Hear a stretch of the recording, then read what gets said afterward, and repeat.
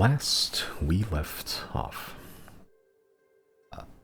Riley, Zero, and Claudine fly off towards Lipat, while Chris remains at Teague to explore more of the ruins and of what the Arbiter left behind after his death.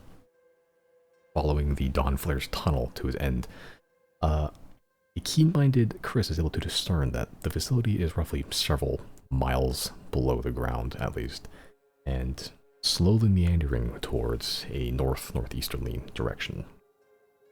At the end, Chris finds a floating black void of an orb about 2 feet in diameter. Attempting to push your will into it, it instead floats towards you, completely erasing whatever it touches from existence. With some good Arcana checks and advice from the Annies later on, you discover that this is a Sphere of Annihilation, an extremely rare and mysterious magical item of unknown origins, which many arcane practitioners have used over the years. You must impart your will into it to command it, but your connection keeps breaking, and you learn to keep an active connection. You must create a vacancy with which the connection that you create will fill. Most that commanded a Sphere of Annihilation had a magical item to do so. Others have resorted to lichdom to create this vacancy. How you do so, if at all, is up to you. Meanwhile, Polaris flies to Lipat for Claudine to inform the Rexons of her successful assassination. Riley, you hear footsteps from above you, checking all of your compatriots to make sure that they're not the ones making that noise. You ascend further up to the teleportation room, where you see a gray blob sort of sprinkle some powder on the teleportation circle and disappear in a flash of light. Inspecting the area afterwards, you find 3 listening devices, as well as petition the Atneys for a new security system, a plane-wide mental alert, and some aspects of Chris's own custom spell, as well as a targeted dispel magic at a cost of 17,000 gold pieces and a few barrels of arcanium you've already delivered. Arriving at Lipat and waiting on Claudine, Riley finds the frozen horse-sized shrimp that evaded you a year ago in a long frozen lake while ice fishing. Diving in, you see that ice covers the shell and tries to bash you with this frost just coated club, pretty much. But at your strength level, it's no match for you. You defeat it easily. And absorbing the piece of airlock, you learn its name, Rhymebreaker, which empowers your ice cloud coating. Claudine returns, distraught by news that because of the chaos caused in Teague, the plans of the Rexons could not really come to fruition that in the way that they deemed fit, and thus the assassination does not count towards the freedom of her father, Phagos. Seeking more information, Zero, you arrange a meeting with the courtesan queen at the Golden Gala. With Zero and Chris present, mostly for teleportation purposes, you exchange information, namely about the Arbiter's assassination, as well as the Queen giving you some insight on the dealings of the Arbiter and the ripples of his death. The importance, the seed of importance you had to the sort of flow of Arcanium, the potential rumor of a Titan, either living or dead, within Spearpoint Mountain, the location where you found quite a substantial workforce there the last time you flew over it. Namely, though, the courtesan queen also reveals that you discover information about a padfoot in Lipat by the name of Phagos, some independent digging 30 years ago. The final thing you heard before we pick up, she reveals to you, Phagos has been dead for 20 years. That is where we pick up. As Chris and Zero, you, amidst this, the din of silence, almost no noise at all, just the faint golden lights just effervescently spiraling behind the curtain beyond, this magical barrier keeping all sound, all magical scrying, all detection effects obfuscated away from your conversation right now. This news somewhat reverberates around for a bit. Let you may how you respond, however you may wish. Can I make an insight check on it on that? Make an insight check.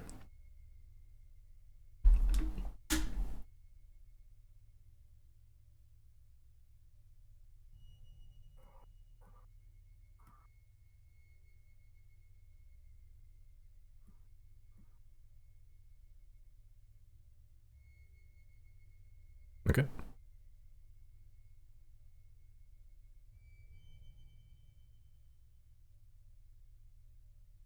Okay.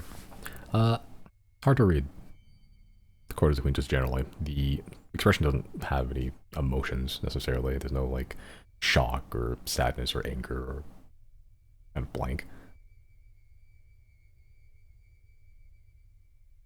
I will ask the courtesan queen. Is this information true? As far as my ears and eyes extend, And no one has paid you to say anything else?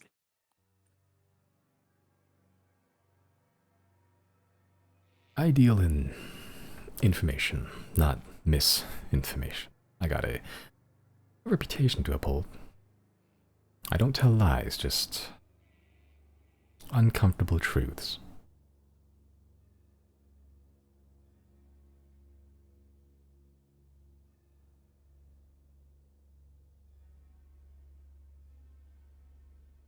Do you know what happened to this body then?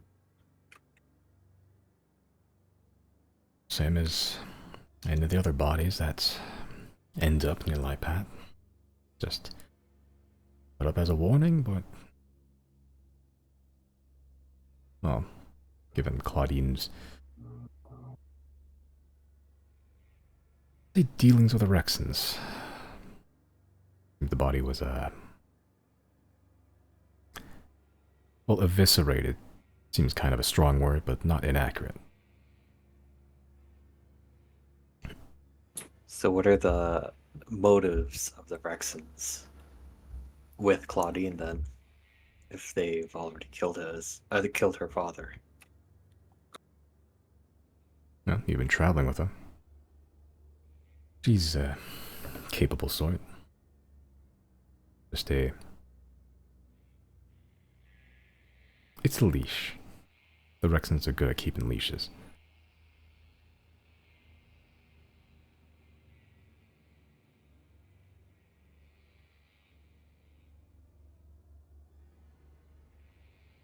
As far as I can tell, it's not wasn't really on purpose. Kind of just keeled over one day. I imagine if he didn't die, I don't see why the Rexons wouldn't keep their words regarding it.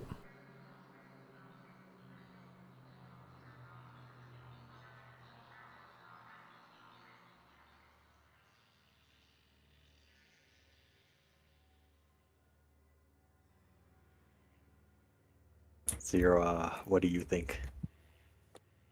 I think Zero's kind of like just zoning out, biting their nails, like not sure how to proceed. I'm trying to think if there's anything else we need to ask them. It's out of character, but I just because I know that's pretty much what we came here for, and that's our answer. Is there anything else we need here?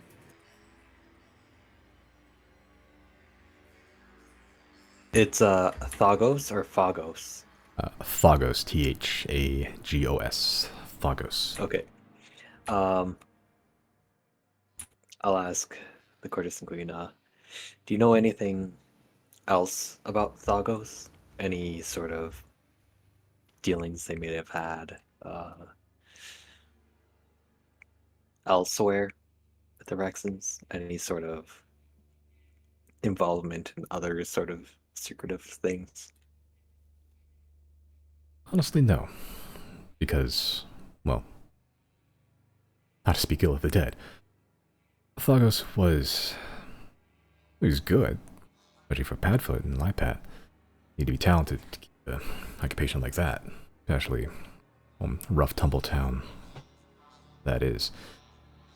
Thing is, Padfoots are dime a dozen. Lagos was an exception. He's good, but he wasn't special. Just worked whatever job he could. Rexons, well, they're hard to please, but they pay well. Everyone up there wants to work for them. And it seems he paid the consequences for failing.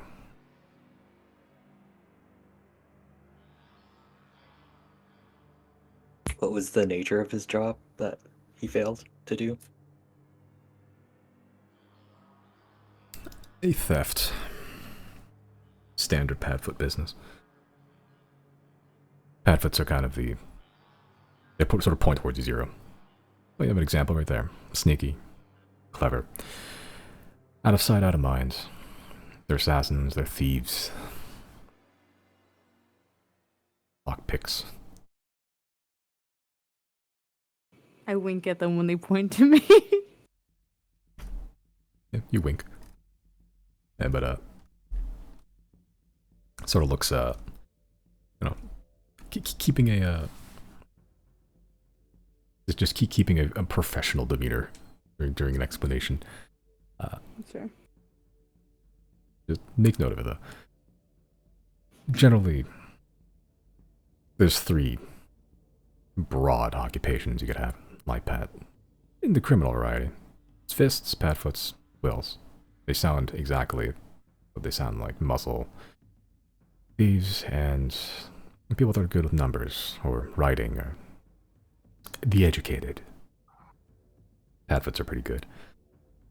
Or keeping dealings secret. Bakos, the job that he failed was a stealing of a contract. What contract was, I have no idea. They probably solved that issue after he failed long ago. But contracts are, let's say, somewhat legally binding in Lipat.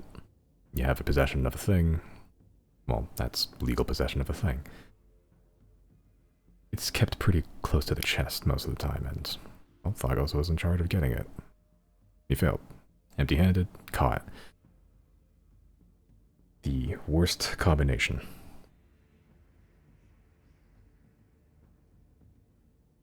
Well, contracts can take many forms. Some of them can be magical. Some of them can be, contracts with devils or demons or just evil people in general. This was more a contract with, I suppose, what law could be extracted from a place like Lipat. The Rexons, it's not an anarchy. There is order in Lipat, just the Rexons at the head of it. So the Rexons got a hold of whatever contract that Thagos was getting at, they'd be the legal owner of it, because they'd be enforcing it. Same way they enforce any other contract.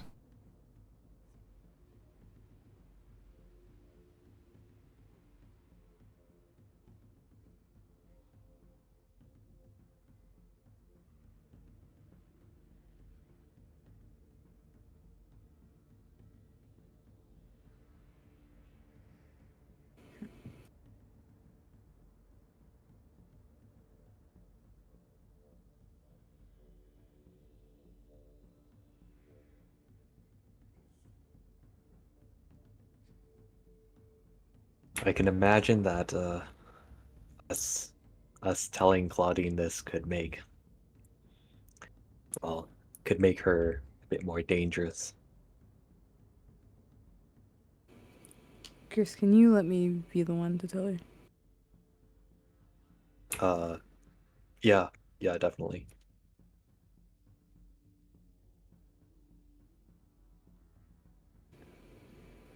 I don't know if there's anything else we need here. It's out of character.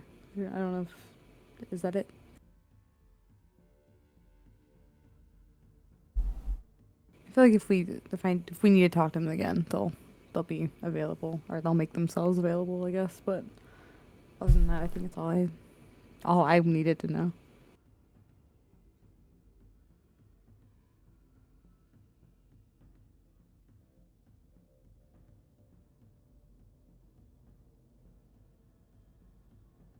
I guess I'll ask Chris that in character, like I'll cast message and ask him, like, is there anything else we need here?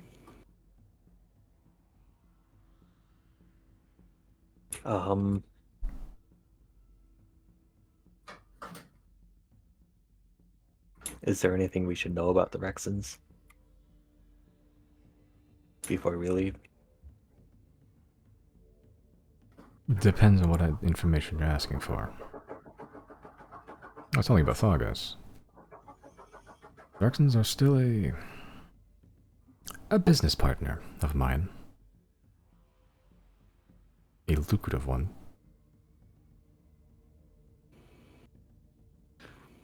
Then let me ask, have you heard anything about their, how do I say this?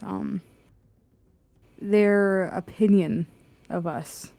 I imagine it's not very high. Last we dealt with them, they tried to kill us. But do you know if we're on their radar in an important way, or are we just another small enemy to them?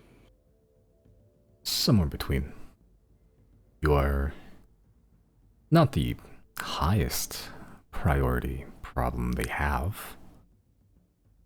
Which is certainly not a mosquito bite on their leg. Middle of the Well, list. I'm honored to be a problem. I want that on a t-shirt.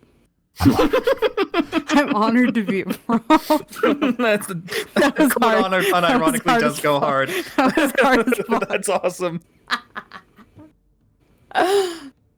Unironically, a really good line.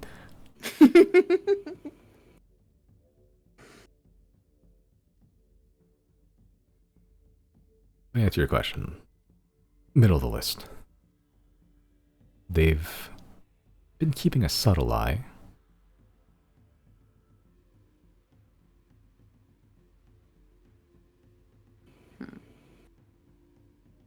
I assume their puppets in Teague will definitely spread word of us.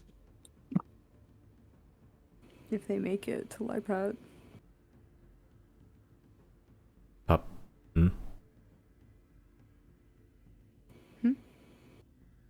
I mean, you told me about What the do you think? destruction of Teague.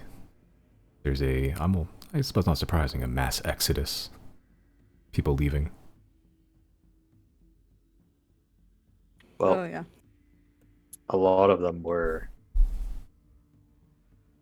I guess, kind of influenced by puppets who were in Teague, kind of, I guess, infiltrating the government.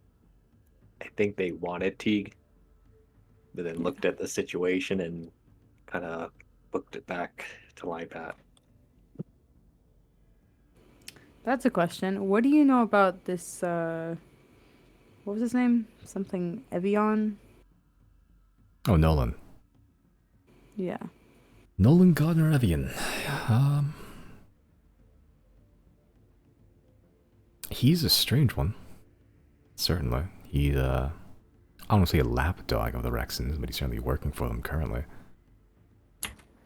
Veteran of the Crucible War. But he knows how to fight for sure. Interesting. It's hard to find any record of that name older than the Crucible War. Though people use pseudonyms all the time. I doubt that's his first name, doubtedly his last either. Interesting stories about him. Would you like to share? Well, the Rexons send him out to do their dirty work. She put those up, like, hand quotes. Anything violent, anything subtle, anything that they need done right. He's far beyond just a Padfoot, or Fist, or Quill. He's kind of a combination of all three in a way. I've never seen it, but I've seen some. I've heard some stories. I will just get into fights that he theoretically, by all means, shouldn't win and just come out the other side bloodied, battered, and smiling. I don't know if he's blessed or cursed or magical or just really skilled. Some people think he's immortal. I don't know. But he is... I've been trying to do some digging. He's a peculiarity, for sure.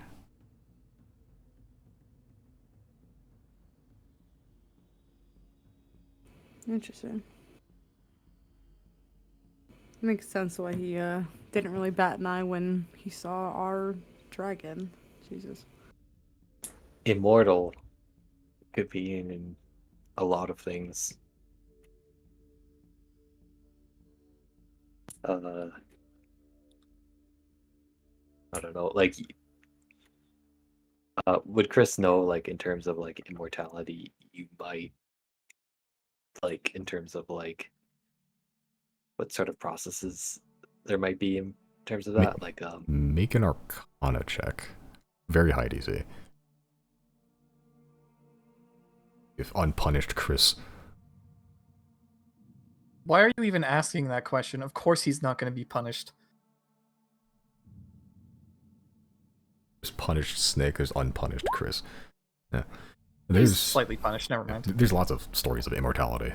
Most of them failed. The ones that you have heard usually revolve around lichdom. Like, lichdom in and of itself was a ploy to immortality at the cost of a lot of stuff, including, you know, throwing your soul in there, feeding it souls every day. Like, inhumane shit. And there's even the earliest times, like, stories of immortality involve, like, alchemy and, like, transmuting, like, pure life from what is essentially essence of Earth. None of this ever turned out well. Yeah, you're not sure what any processes... I mean, there's tons of processes, but any that work, very few. Like lichdom, maybe. Would I know of, like, maybe, like, deals with devils or, like, sacrificing and stuff like that? Or just kind of, like, basic stuff like what you just mentioned? Yeah, you've heard stories of deals with devils and stuff, but those usually end up with the devil's soul. Or not the devil's soul, like the person in question's soul eventually, like, being tricked into the devil's possession anyway. Which is basically akin to death, regardless. Yep. Or if it is, like, immortality, it's like a genie's, like, monkey's paw situation, where it's like you're immortal, but you're in a bottle forever. You know? Like, you're never gonna die, but you can also never do anything. Like, there's tons and tons of stories like that. Sort of like other stipulations. Yeah. Yeah, but sorry? Would clone be considered some sort of immortality, or just, like, prolonging life? That, in and of itself, would be one of the other methods to achieve immortality. And that's a way of immortality, in a way, because you are a younger version of yourself. The issue becomes then that is also very expensive to do, like, in a long-term situation. And most people don't get that far into their arcane practitioners to even get that far regardless. But clone in and of itself is a process of immortality. It's just with stipulations. Again, the cost and the time and, like, all that's dealing. Yeah, true mortality, there's really no real written record or like actual process that you've heard of that would work. Like, full stop. Like, just that can never die.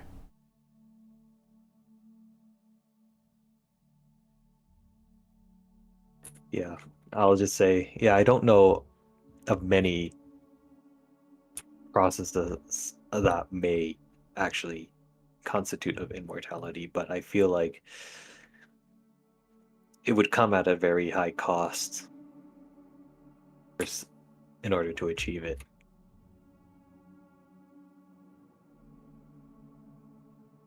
Yeah, well, I'm no expert on that. I just know that Evian's a little weird. When people say he's immortal, he says he's immortal. Well, that does kind of make the question of how long has he been immortal for, if he has been immortal. Yeah, assuming it's true. That I don't know. I tried to do some Because digging. then there would be, information,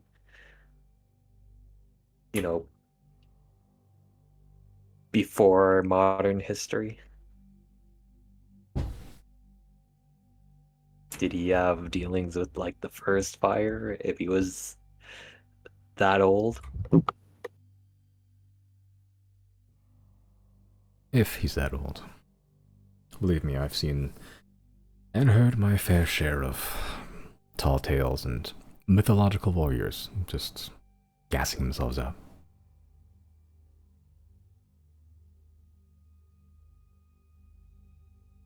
His deal could be true, could not be. Am I able to commission you in order to dig in more for that? Yeah, for the first time, but in the last couple of moments, a smile sort of creeps across their face. Well, how much is that information worth to you? Well, at the moment, there's not a lot of.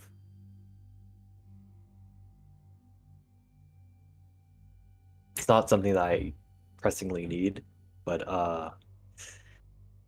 no, it could be valuable information. It is kind of a mystery.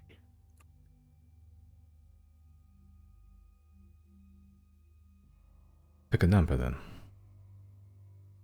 And how big that number is will also determine how pressing it is for me. How about 1,000 gold pieces?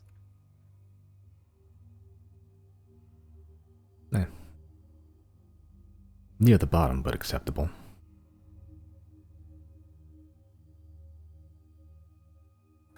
1,500? A little higher. How about 1,800? A little below middle. You can pay me however much you want, just know that that's how soon you'll be getting the information, or how hard I look. It takes resources to send out my feelers. Okay, I'll do how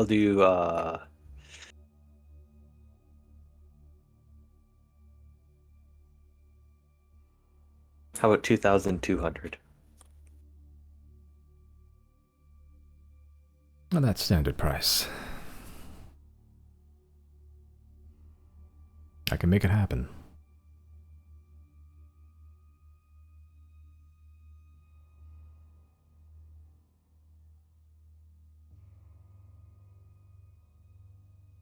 Sort of hold out a, Yeah.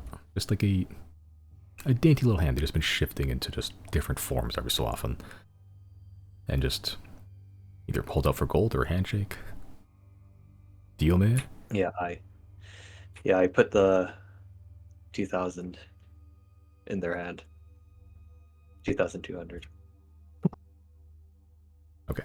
Yeah, as you and the queen, the 2,200. Nolan Gardner Evian. Let's see what I can dig up that has passed. Whether these rumors have any weight to them.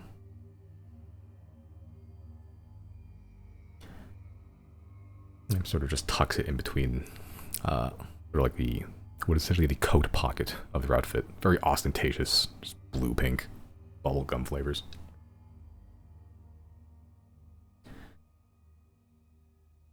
Any other business we have?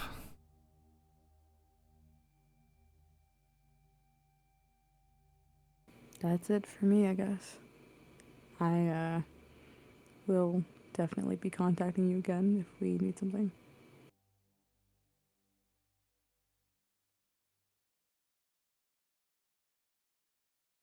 And they sort of just get up, take a piece of like cubed ham from the charcuterie board, and just opens up the curtains.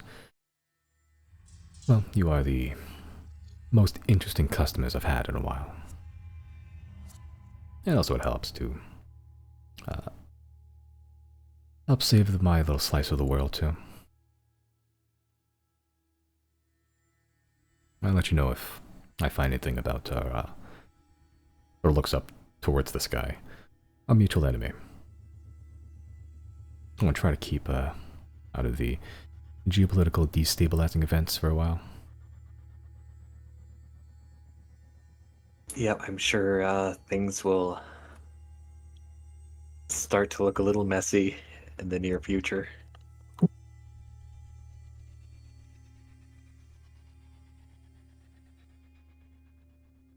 Coming from you? Terrifying.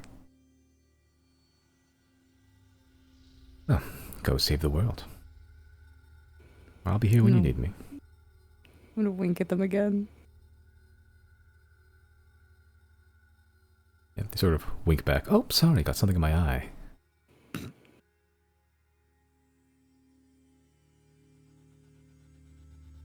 Is there something in their eye? Can I? Can I? It's just like, can I insight check that? Pick a perception check. Perception or insight, your choice. Perception. There's nothing in their eyes. Or if there is, they're good at hiding it.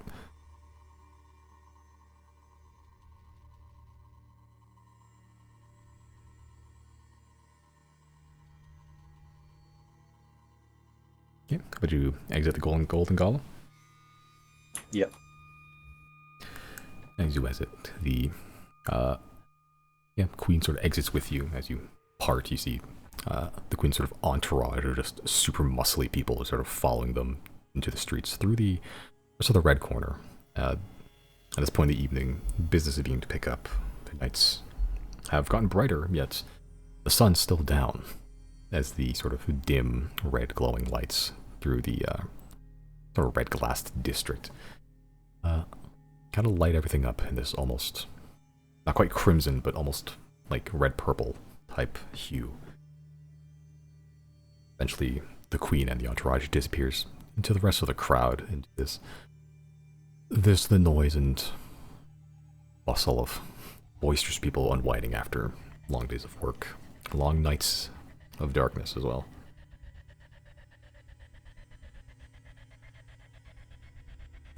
Where you going? What you doing?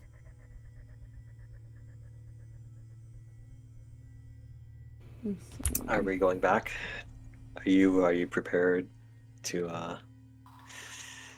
tell Claudine, or do you need anything else here? Hmm.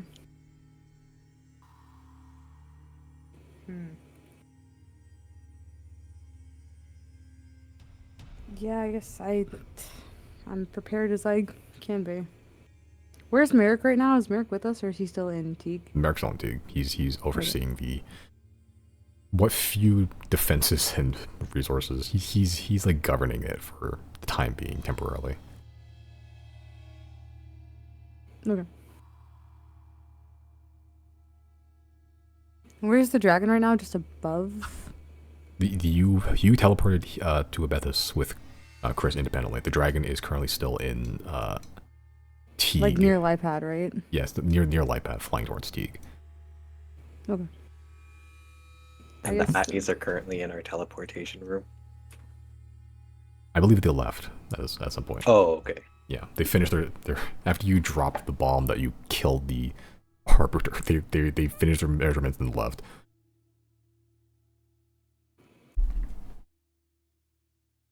I guess we can head back to the dragon then. I'm out of teleportation though, so that'll have to be you. Okay. Yeah, I'll use teleportation. Okay. They teleport him back towards the dragon. You arrive into the almost like somewhat like dirty and desecrated feeling teleportation circle now that people other than you have gone through it. But you arrive back safely, unharmed. The trap's not set up yet. Okay. Yeah. Riley, do you want to do anything while you're aboard the dragon while they're gone? Nope. Nope. Okay. Yeah, do you teleport back on a Teague? Yeah, the weather still sucks as normal. As you're just coasting just below the cloud line.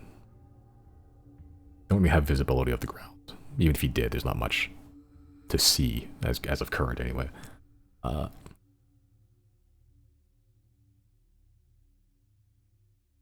Yeah, but you arrive back on the dragon. It's still currently evening, like 8 p.m. or so. As you descend the stairs, you don't see Claudine anywhere. You do see Riley though. Welcome back. I assume you found his location. Is Claudine anywhere? Like, Well, yeah, she should be around somewhere. I'm gonna put my hand up to Chris, put my little finger over my mouth, tell him to shut the fuck up. And I'm just gonna do the gesture, and then I'm gonna cast message to Riley, and just say, the courtesan queen told us that Dalgos is dead. I would like to be the one to tell Claudine, if that's okay with you. I will meekly say, well, I mean, technically, I kind of already told her that, didn't I? I'm just gonna stare at Riley. Oh, Riley, you What? going called it. I mean, I'm not happy about it, but I was right. literally called. God.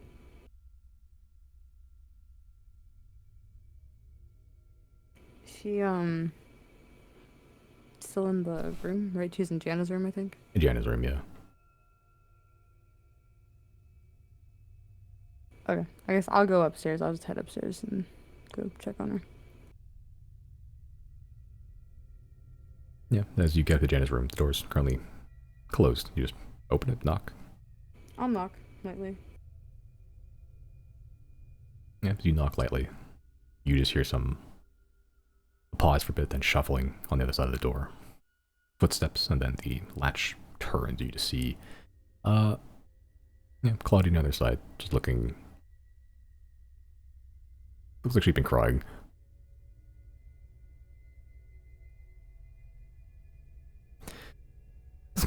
Sorry. Hi. Hi, can I come Yeah, sure. It just opens the door wider.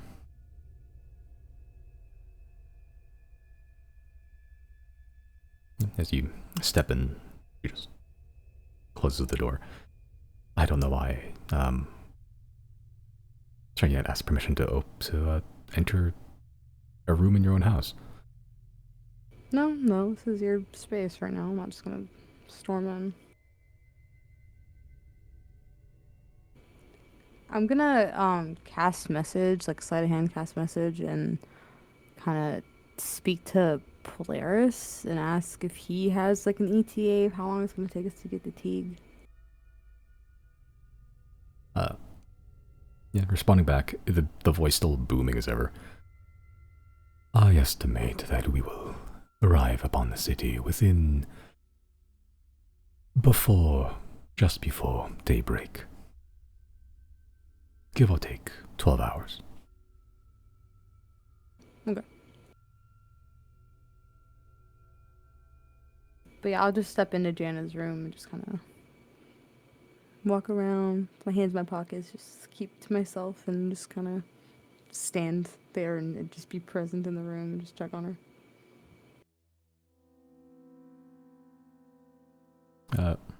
You just stand there, her just goes towards the bed, just sits on it, just absentmindedly. You make an instant check or a perception check or just Yeah, what kind of check would I have to make just to kind of just give her a vibe check? make an insight check if you're doing vibe check specifically. Oh. Vibes are bad. That's about as much as you picked up. Vibes are pretty low down here. They're pretty harsh vibes.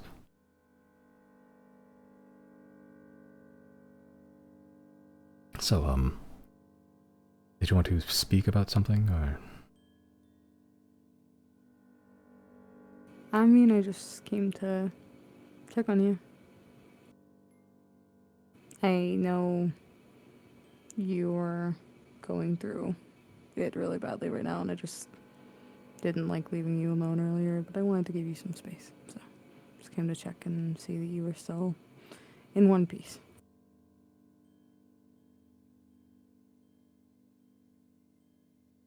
I mean, I was okay as I could be. This is the closest I've gotten in years. And paying off the debt was crazy.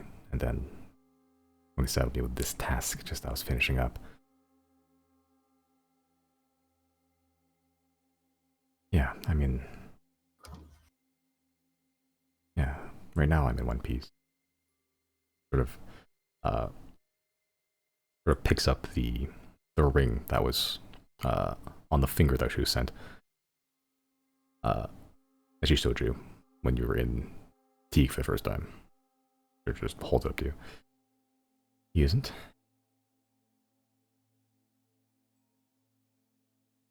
Just hard being this close and just letting the finish line moved.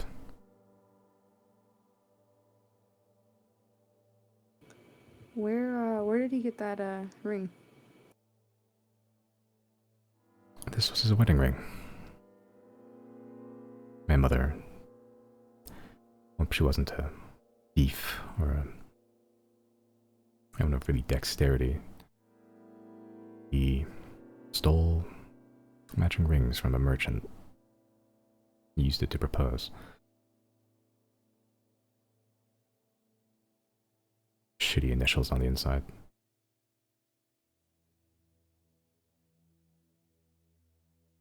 Carved with glass. A nice piece of jewelry, but marked by them.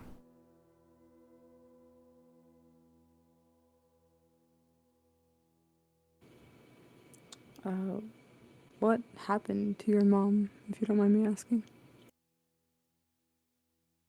I don't know.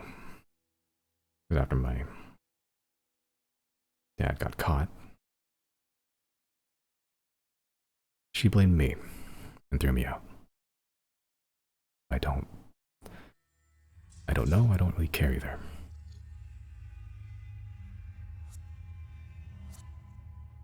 I guess it wasn't unfounded. I think that was the reason he got caught. It's supposed to be an easy job. Teach me the ropes. I've done it dozens of times before this and just slipped.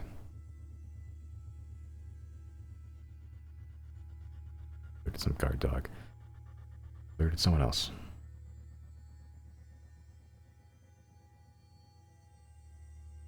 And she blamed it on you.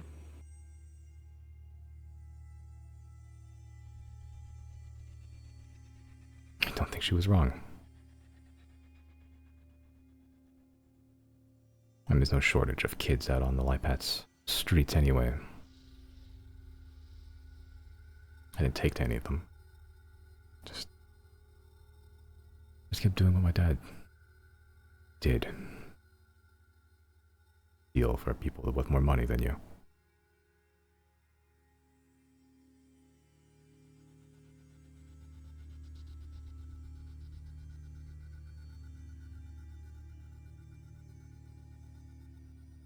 How old were you?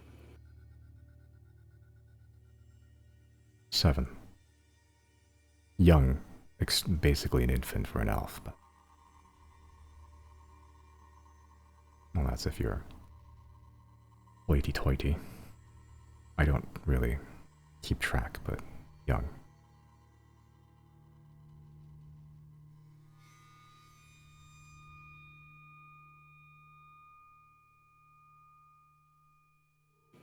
I'm sorry your mother took her pain out on you. But that wasn't your fault. As somebody who came from a very, very similar background. That was not your fault. At all. You're literally a child.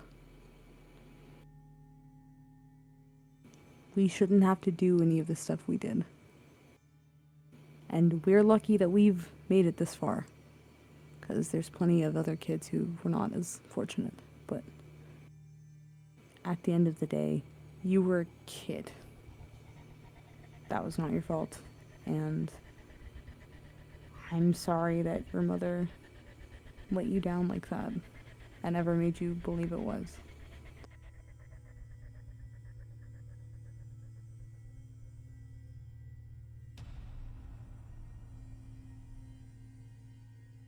Thank you. I know I spent most of my life trying to get him out. Just fix the mistake I made.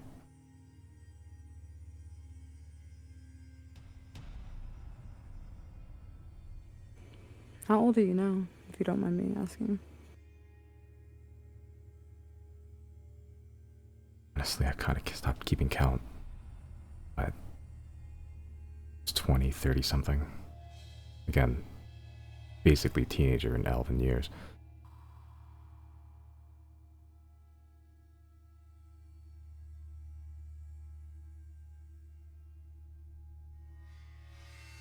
We have long lifespans. And apparently long memories. Though I don't think, even after all this time, my mother would like to see me again. 20 or 30 years is basically blink of an eye. Your mother doesn't deserve to see you again. I think there's nothing, or at least very few things worse than a parent turning their back on their child like that.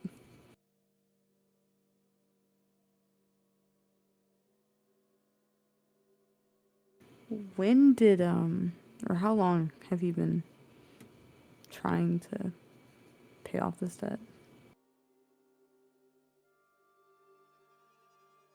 I had to cut my teeth somewhere first. Took a couple years, but I'll say 13-ish years now, maybe a bit longer.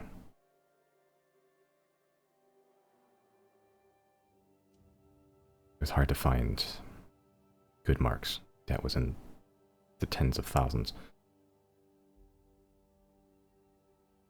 I had the lifespan to technically do small, easy jobs over the course of decades to get there, but I don't know, Warren is already kind of old. And if he died, I imagine whoever takes over is going to forget about this whole thing and either forget about my father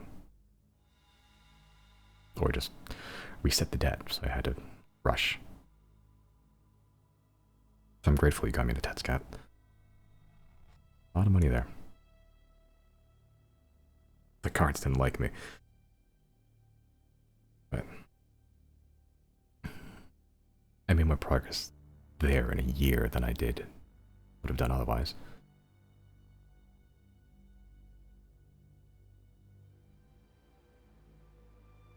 How much have you given them already? Together total, close to 30,000. Estimated. A lot of them are just jewels and raw nuggets. Hard to have a full value, but they used to make counterfeit coins. But I guess 30,000 gold worth. Most of that came from Tetscat.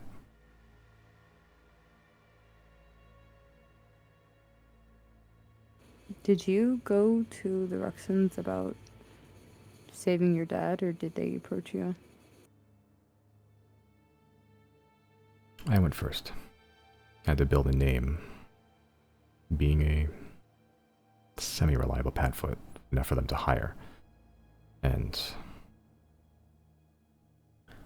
I told them that they have a man, Thagos, that I would like to see freed. They said okay, but they would have to pay off his debt. And so that's what I've been doing.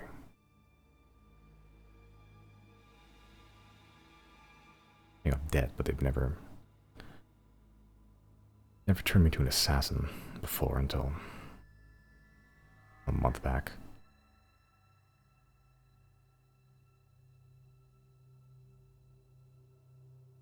Which again, you helped. Anything, you carried it. I'm thinking you second time, and you're dead again. Dead. Stop saying that. There is no debt.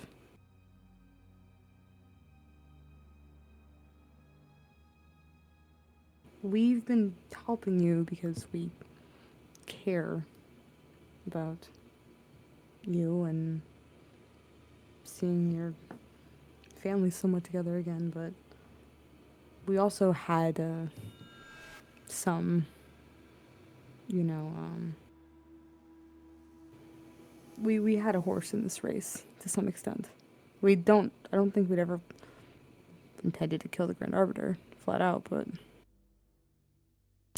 it's definitely shifted some things, and we could now use this to our advantage. So I don't know if we would have done it without reason, but I can't speak for the boys, but I don't regret what we did. You don't owe us anything. I guarantee you the other two will say the same.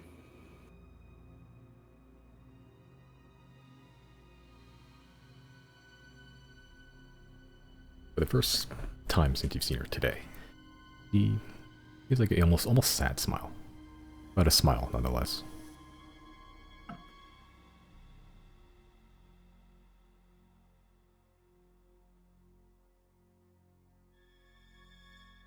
Your group and mine are the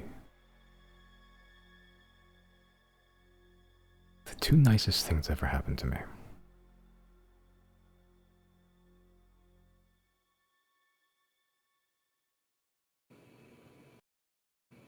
Yeah, you're pretty lucky. I think you have a really nice little family unit going for you there. Merrick really cares about you. I don't know if he's ever told you that, but I can tell. I'm usually not a good, I don't have a good read of people, but he's not hard to read.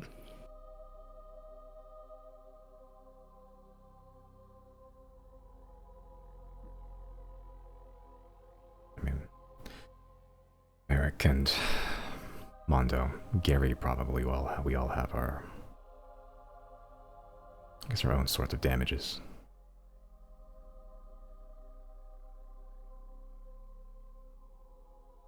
It felt, well, I still don't really know what all of them are going through, or have gone through, but American Mondo seemed at least, I want to say, the most haunted. I don't know, I didn't really want to make a big deal of my things. At least mine had some small hope of being resolved. Except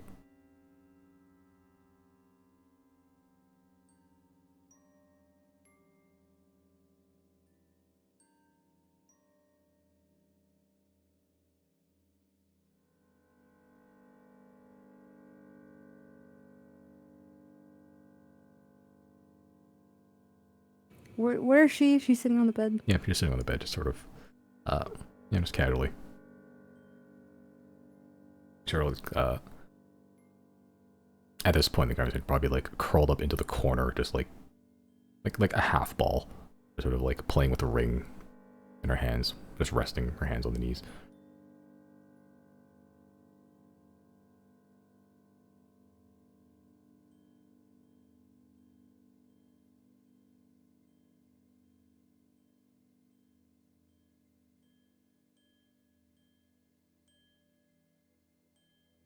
I'll go sit on the bed, edge of it.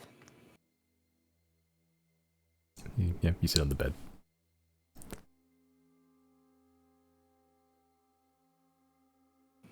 What's your favorite food? I don't know if I have one, because my standards light pat, so anything that isn't dried or frozen. Something warm.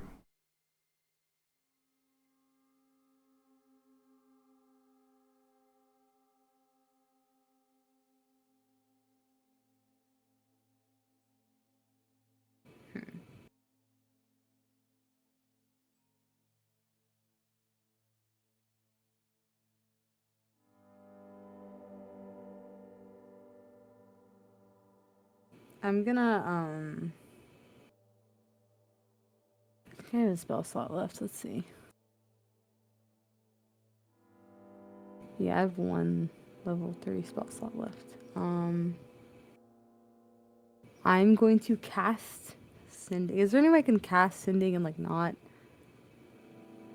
Can I sleight of hand it almost? With my back to her. What are the components? Ending. It's vocal, somatic, and material. Oh, so it's a whole shebang. Yeah. Make a sleight of hand check. Pretty good insight, or no, pretty good perception. Never mind. Well, Yeah, well, she's pretty good perception, but not that. Actually, hold on. I guess it's not something that's being active. I suppose she's looking directly at you. For fun. That's for fun. Better passive. No. I mean, she was close, but no. Okay. What are you sending and who are you sending it to? Is there a window in the room? There is. If I like go stand in front of the window, is my back still to her? It'd be like a side profile, I believe. Okay. Yeah. Bring up the...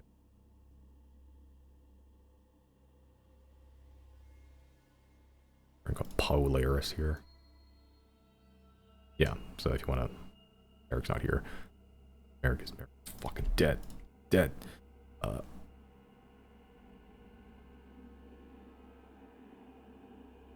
Yeah, so... Yeah, the window's down there. It'd be so side profile. Remember the layout of these rooms again. What are you sending? And who to?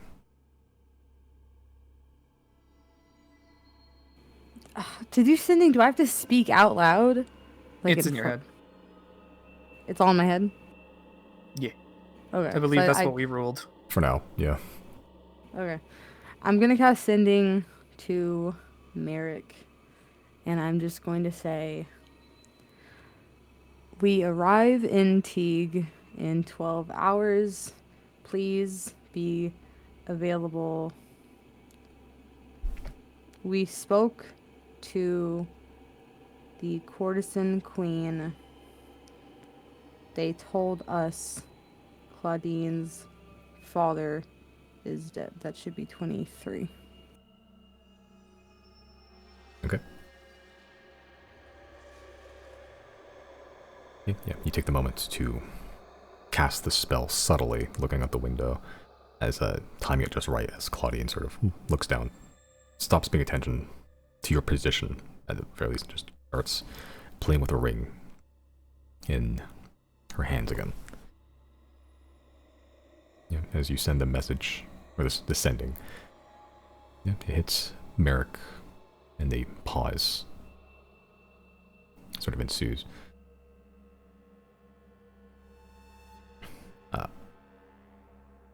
You just hear a single word, or 2 words. Got it.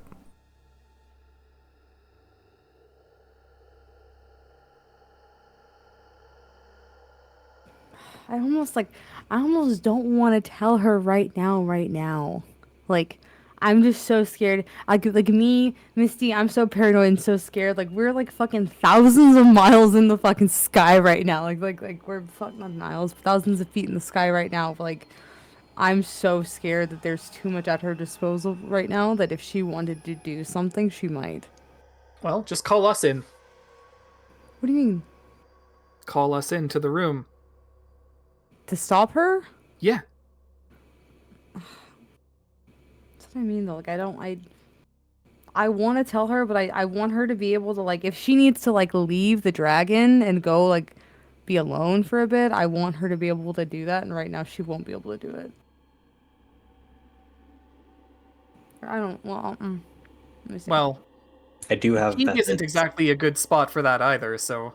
Yeah.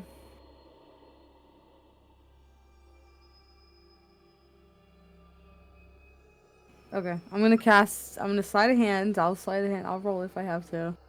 I'm gonna slide a hand, cast message, and tell Riley.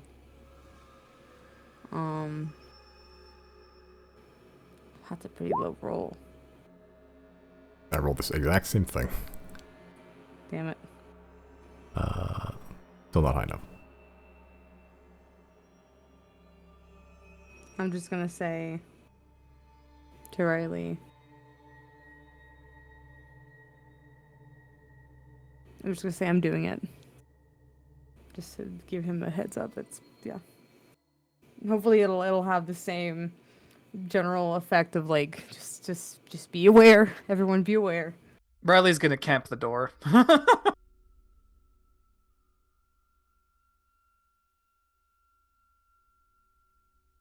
If I see Riley there at the door, I'll also join in. Okay. I'll make sure Riley's like, "Shh, don't do anything." Yeah, as you're all camping. I'll wave Jane over too. Yeah, as you're all camping the door, Jane also goes like, "What are we doing?" Wait, why isn't she at full health? Put her at full health. Why isn't she at full health?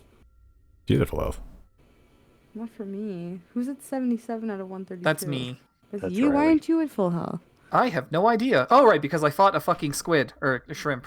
Oh yeah, you fought a shrimp. Okay, never mind. Ignore me. I thought it was Jane and I got scared.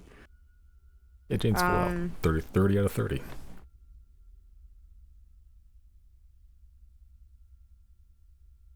I guess I'll come back over to the bed slowly and just kind of sit on the bed. I'll sit like against the wall, like right next to her. Not like super duper close, but just like, a couple feet between us, 8 foot maybe, and just sit to where I'm like kind of at eye level with her. Okay. Yeah, she has her back up against the bedboard right now, just like semi curled up. Yeah, he's sort of sitting next to her. She just goes, "Hi." Hi. I mean, if you came to check up on me, I may be okay. I'll just have to get back at it at some point.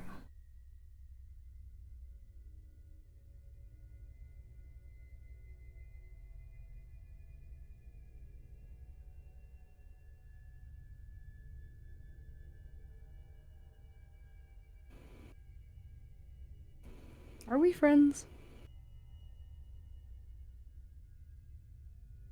I like to think so.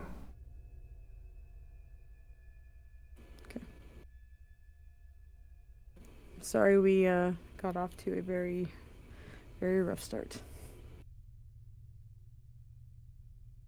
I'm gonna try to steal from you. It's not unwarranted. I mean, it's a little hypocritical with me, given that I do very similar things.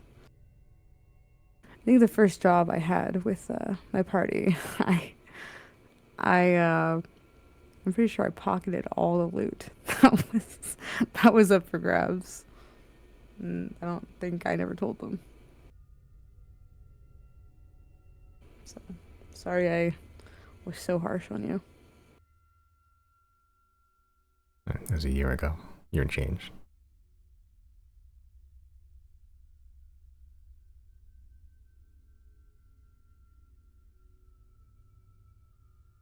I'm sorry I tried to steal from you. Stop apologizing. If I do it again, I'll do it better. Yeah. That's the spirit.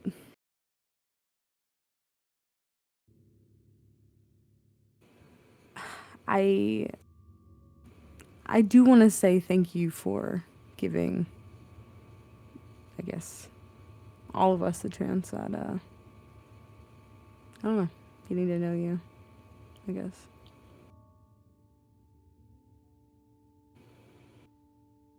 I mean, not much to know. Daughter of a thief turned into a thief. Pretty cut and dry. I mean, yeah, but you've allowed us to, like, help and be of assistance and be in on the status of everything, and I think that is something that is very close to your heart, so I appreciate that you trusted us with that information.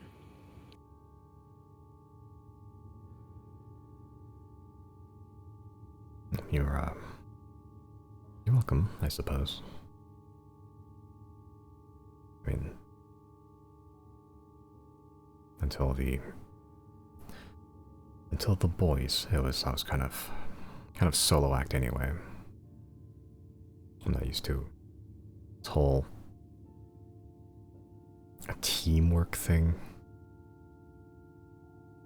Holding hands, singing at a campfire.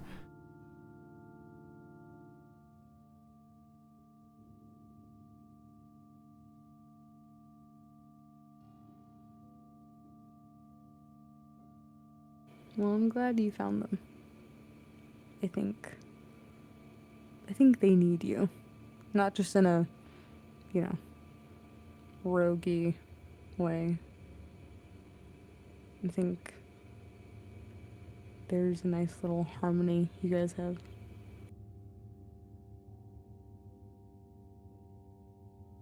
I don't know about that.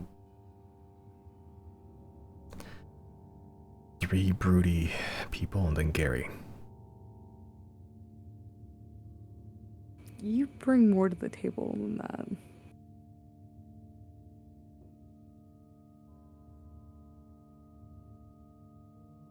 Sacks of gold. No, you're kind. I'm not kind.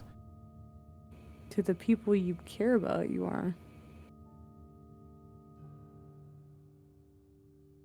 You don't owe anyone anything, but you've worked so hard to try and save somebody and pay off these debts that I feel like you hold over yourself almost more than other people would.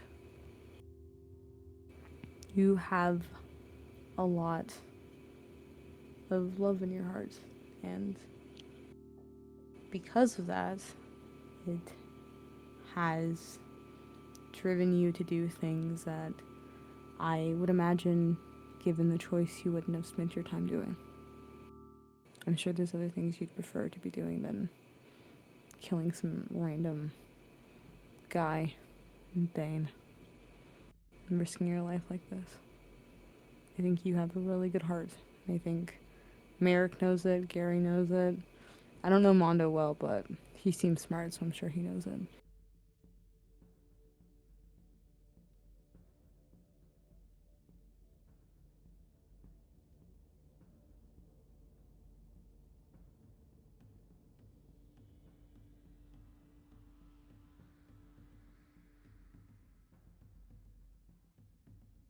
I suppose I've had a good role model since then. It just looks up at you.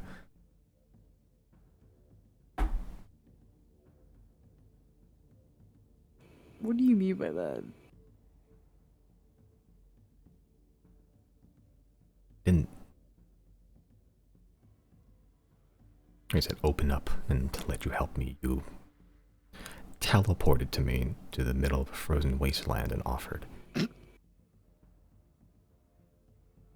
And wouldn't really take no for an answer.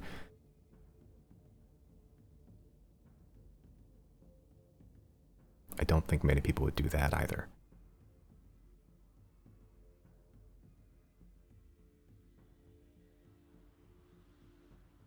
Well, I was watching my friend about to walk into a death trap, but in retrospect, I think, despite how talented you are, I don't think a single person operating would have been able to survive that.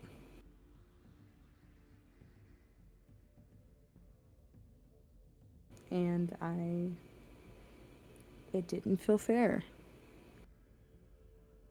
It wasn't fair for the Ruxins to ask that of you. I know nothing they do is fair, but it was unreasonable.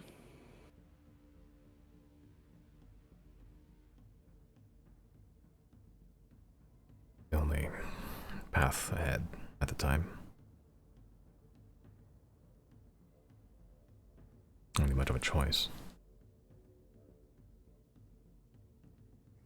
Well, I'm glad I spied on you when I did.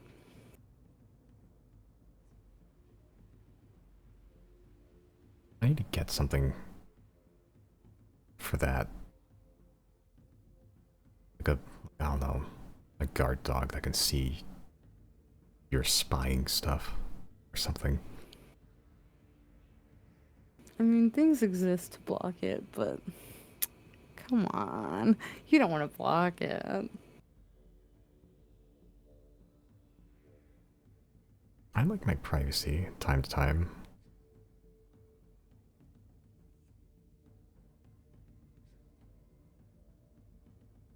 I can ask permission next time.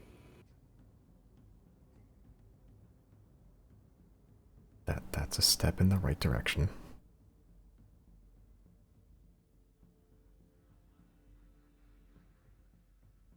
I think I was just scared that after everything happened with the Ruxins and they wanted us dead, that they might have tasked you with the job. Because, I don't know, I feel like by now, with the, like, anti-scrying stuff we've had and then we haven't had, I can't keep track of whether or not they would have known that you and I and the party knew each other. So I got worried that you might be an enemy now. Which is why I checked in on you. And seeing what I saw, I panicked a bit, I'm going to be honest. And I didn't really think. Just kind of showed up.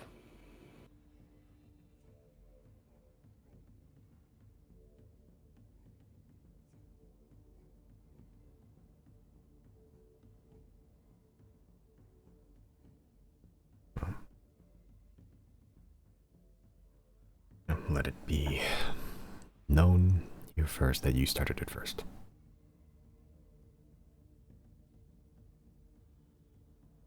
If you say so. That's why Jane outside with you two of you just goes, is this eavesdropping? Are we eavesdropping? Dropping. So let's be quiet about it, yeah. What's an eavesdropping? Like, I believe it is spying, but subtly. Yeah, we're listening in. So this Yes. is eavesdropping. I'm the most subtle one. Hey, do you guys notice a very strange presence downstairs? It's almost like Jana and Giorgio are here. Yes, they're forever immortalized in their statues. No, it's like coming from directly below us. I'm making a meta joke. Why is Jana and Giorgio's token here? Because that's what the I'm statues making are. a meta joke. That's what the statues are. They live on forever through the Oh! statues. Oh, I'm a fucking idiot. Never mind. Them's is the tokens. I get it. Okay, I see. All right, well, hold on. What were they saying again? They, did Zero say it already? I don't think so. I didn't hear it. Yeah, he's right. You could hear the entire conversation with your perception. Is this what teammates do? Should I be doing this from now on? I mean, it doesn't seem... Yes. Yes, okay. This seems morally dubious somehow, but if you say it's okay, I believe you. You need to get to know your friends. I was under the assumption you would just ask them things, but I suppose this is a much simpler solution. I'll keep this in mind. I'll make a decision about how I feel about this at a later date. Oh no. Chris taught the robots to spy. It's okay to spy on your friends. Yeah, Claudine sort of just looks up at you. Well, thanks for checking up on me. It's been a rough day. Still sore. I'm being burned a lot.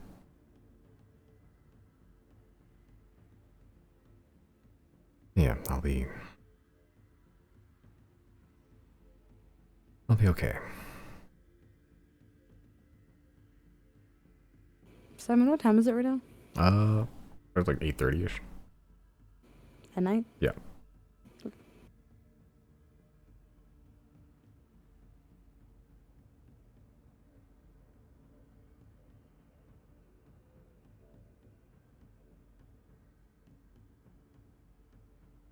Do you know who the courtesan queen is? Reputation alone, never met. That's not just a information broker, the information broker.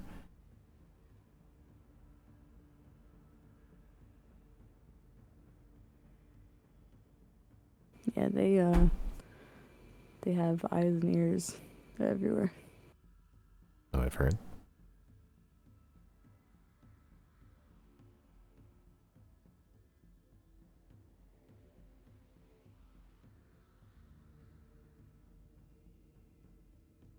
Did you make contact? Yeah. Me and the boys have been kind of keeping up with the courtesan queen pretty regularly over the last few months. Just a new contact we have, which has been useful to us for sure, and a infinite vat of knowledge to be shared.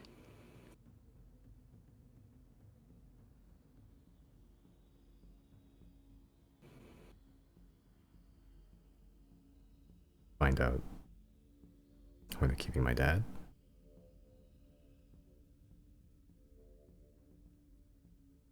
I think now I'll my Zero's like, I think I was looking at her before, and now I'm like looking kind of like at my hands a little bit and just kind of fidgeting for a second.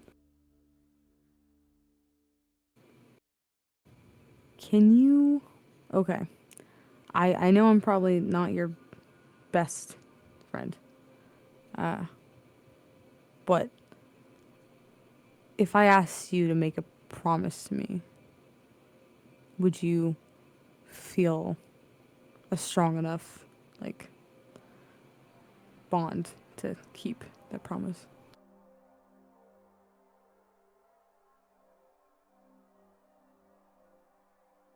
Depends on what you're making me to do.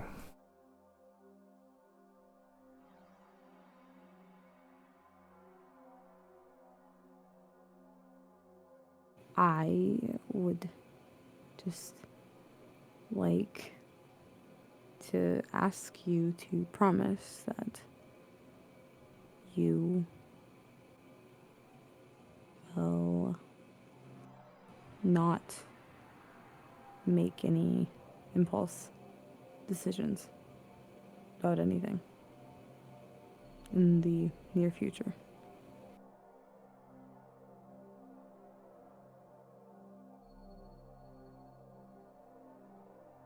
Okay, I don't usually make impulse decisions. That's Chris's deal. Yeah. Okay, no impulse decisions.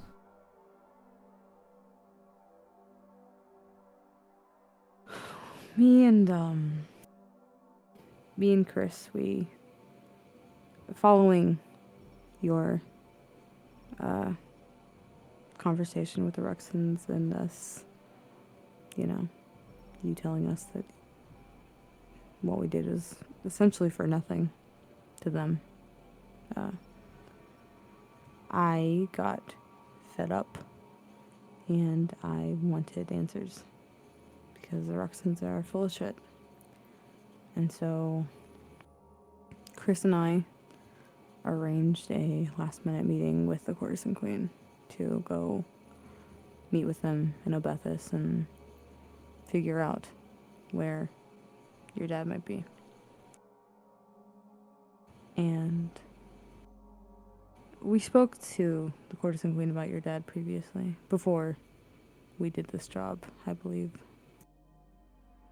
But the information she gave us was just that she heard of him and she didn't really know where they were keeping him, but she had an idea based on the extent of his crime, where he might be.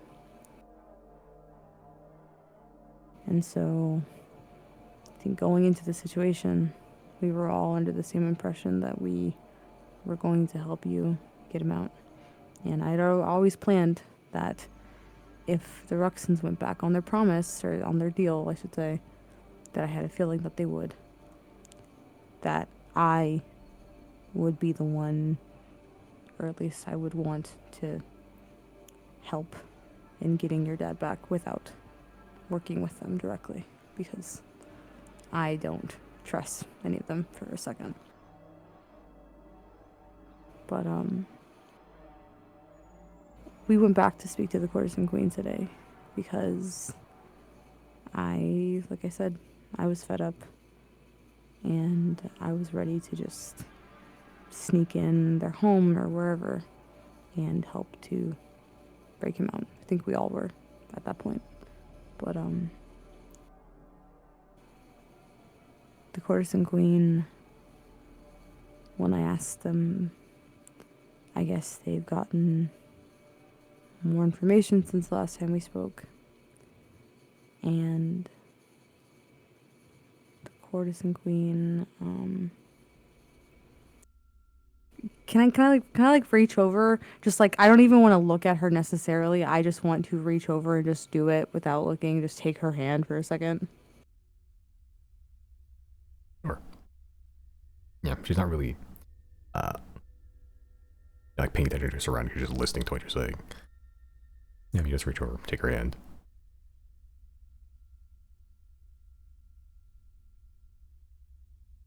When we asked the Courtesan Queen today to help us find your dad,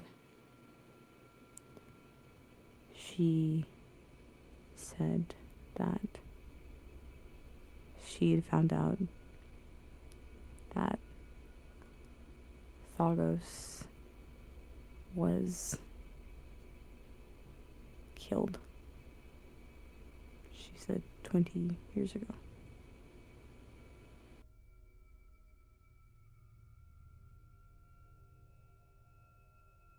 And I'll turn back and look at her face.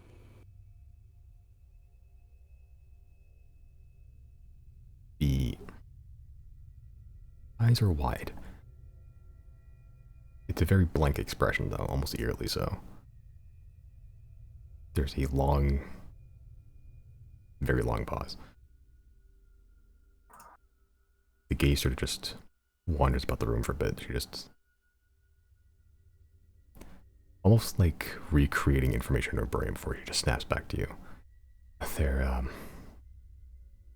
No, there has to be a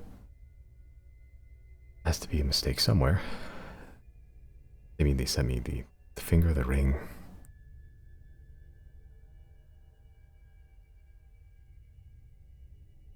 That can't be right.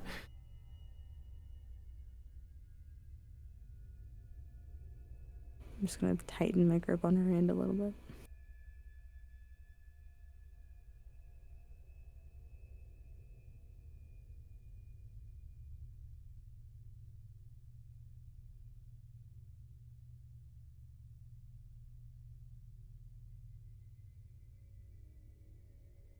There's... Yeah, she doesn't react to the hand tightening, but again, she just eyes darting around the room. Oh, the Queen must have... No, it must be a mistake.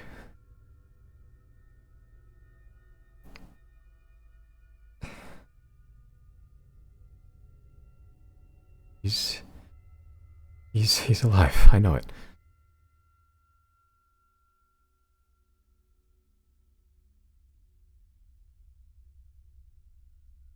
I'm gonna scoot closer to her and just speak really low and just say, if you want to continue to look and try, I'm here to help you do that. But I didn't want to keep this information to myself.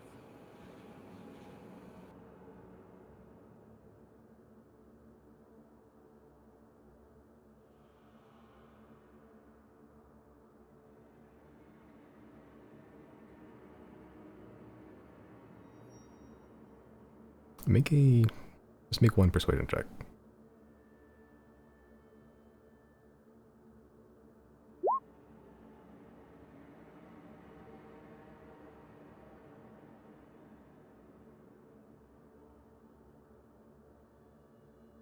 Okay.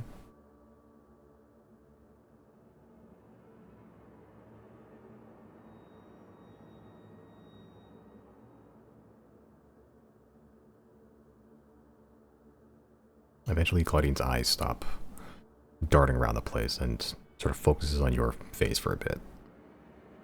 And just doesn't relax. You can still just feel. Like her hand doesn't tighten grip, you can feel her sweating through the palms. And the gaze eventually rests on you.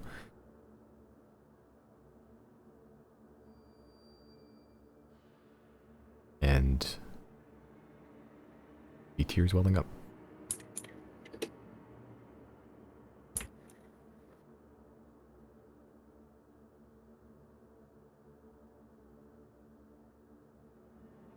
I'm just gonna keep holding her hand and just watch her. She just sort of just looks down at the bed, just closes her eyes for a bit, and then the tears begin to fall. It's not really sobbing, just kind of tears. And she just takes a deep breath after a couple seconds of this. Honestly, when Riley messaged me a year ago and said that he was dead,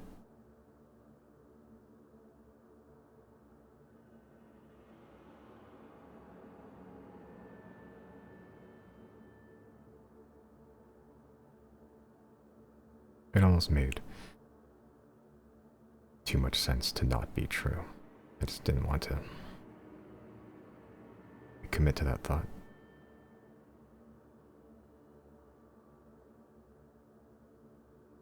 Because in a way it was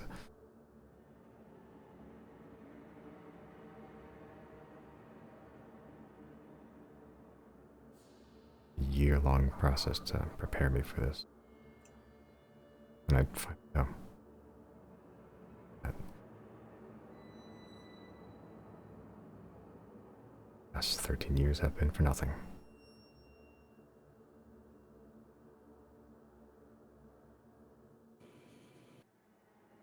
I'm gonna scoot closer to her and just... I'm not gonna force her into it, but I am going to just kind of put an arm around her and just like offer that kind of embrace for a second. I don't want to like just grab her and hug her, but I'm gonna get way closer to her and just kind of wrap an arm around her and just be there.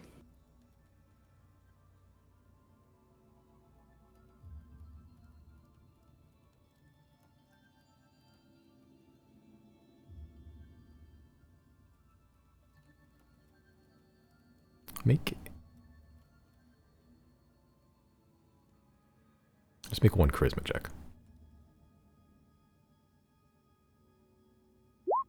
Ah, it's destiny. Oh.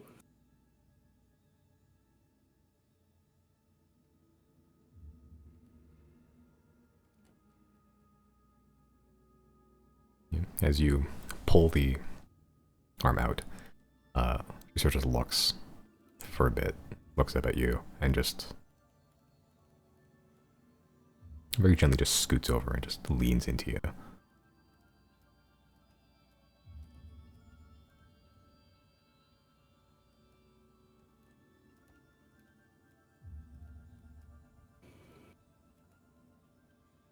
I will just embrace her in silence for a bit.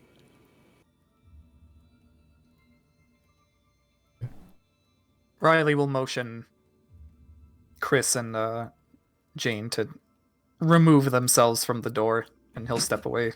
To peel themselves Peel off the door. themselves. There's an imprint of Chris where his skin used to be against the ice wall. Bugs Bunny looking cartoon shape. Yeah. Yeah, Jane goes back, resumes her post. Actually, yeah, she actually goes upstairs. This is where she's gonna be residing for a bit.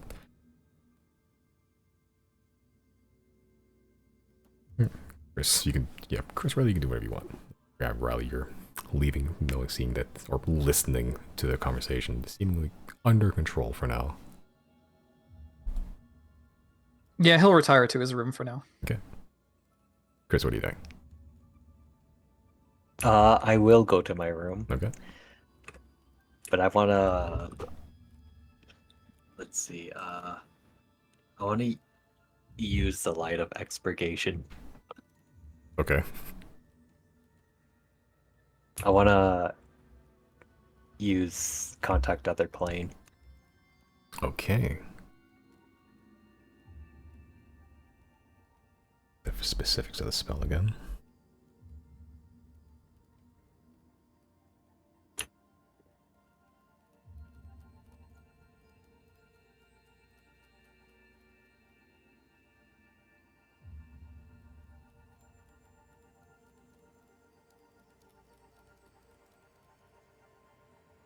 Okay. As you've attuned to the light of expurgation, as you look into its iron cage with a standard looking flame into it, you look deep into the flames. Make an intelligence saving throw first.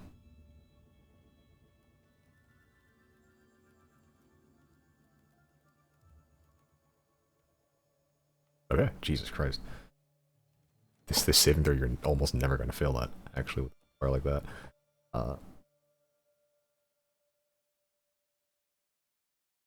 As you look deep into the flames, it's almost like your vision zooms in for a bit until all you see is just the flames, and then the iron cage within it.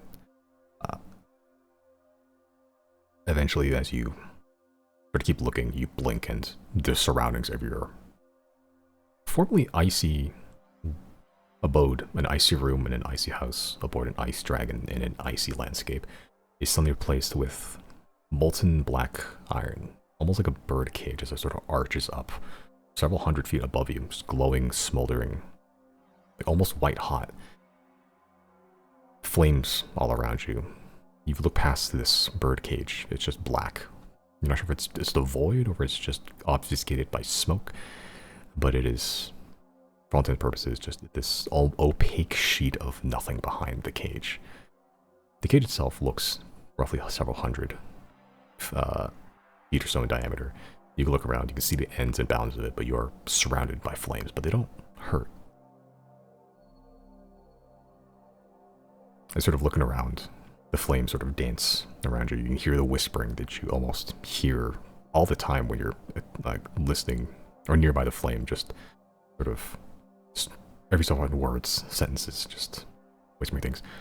Another, yes, to the flames, charred, burned. You, as you're sort of taking in this new surrounding, you feel a presence behind you. You look, you stared, but you don't see it. Just felt that as you stand within this molten cage, something is listening. You can ask the entity up to 5 questions, which it'll give you single word responses.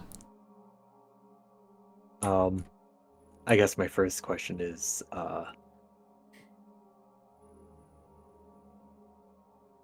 do you know if Thagos is still alive?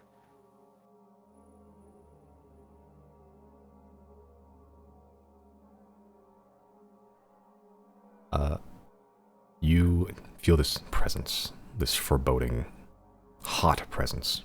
You don't feel the heat from the flames you're standing on. You don't feel the heat from the hundreds degrees molten metal around you. You feel the heat from this entity. You don't see it. In a voice almost like crackling iron. Irrelevant.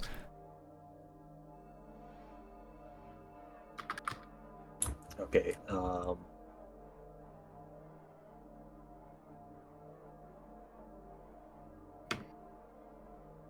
Let me think of another question.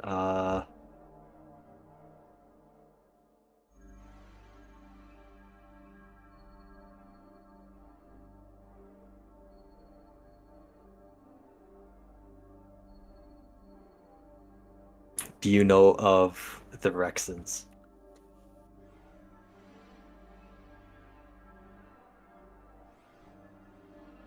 Heat gets a little more intense.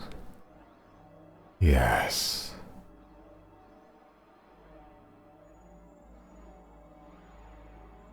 Have they had dealings with you?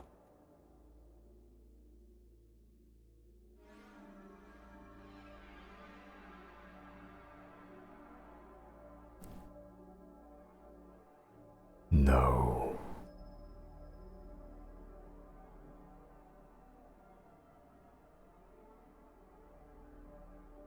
Can I ask if it knows of Thagos? Didn't you already ask that? No, I asked if they know where Thagos is, or something like that. Ah. Asking if it knows Thagos, Yeah. period. Yeah. No.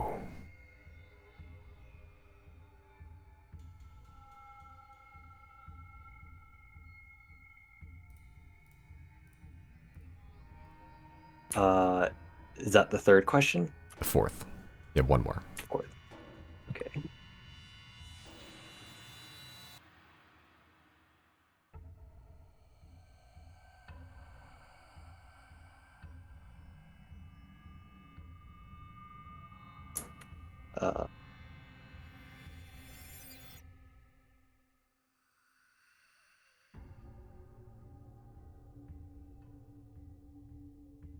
Let me try and think.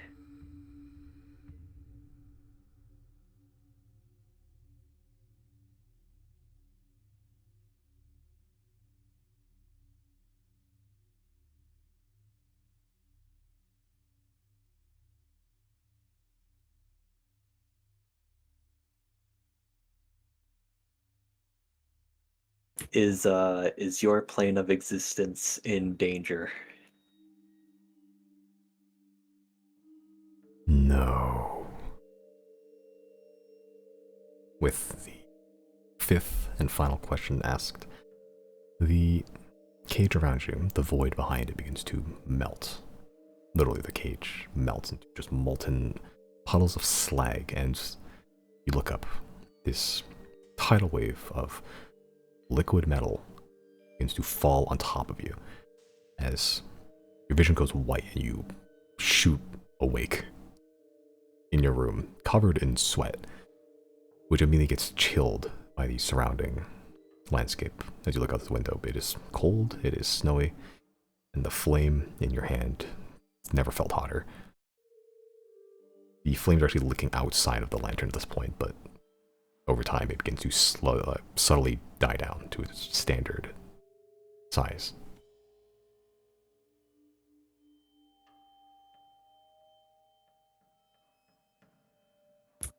Okay, I guess that's it. But it was a little interesting. Wherever that was, knew the Rexons.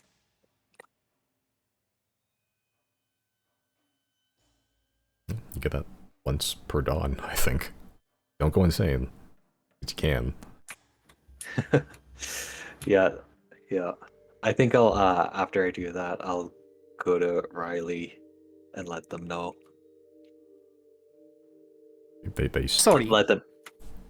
Yeah. So what, you talked to, like, a devil or something? I'm not exactly sure. I wasn't able to see what it was, but it was in some sort of plane of existence where it was. It seemed very kind of molten, lava-like, ashy. Um, so it could have been a devil. Could have also been some sort of other thing. So what, is it on, like, the plane of death or something? I don't think it's in a plane of death. I'm trying to understand why you would even want to commute with this. Commune? Perhaps it has information. I think one of the things I asked it was if they knew the Rexons. Particularly, I wanted to know if um, the soul of Thagos was being kept on another plane. And why would that matter? In case there was any efforts of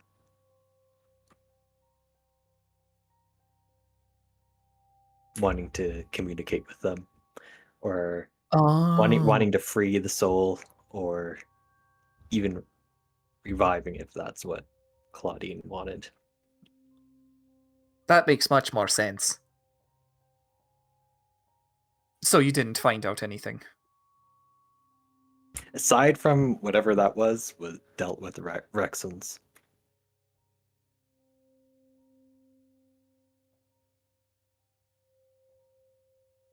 So then, can you even trust it if it dealt with them?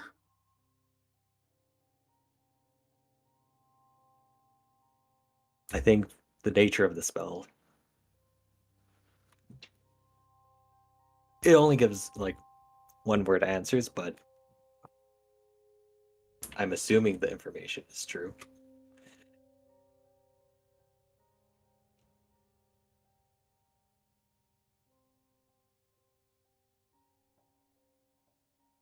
Not only do I not know how to respond to that, Riley doesn't either. Well, alright, as long as it doesn't get us killed.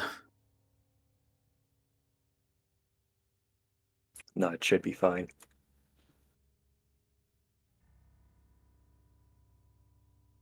Could visit that plane though.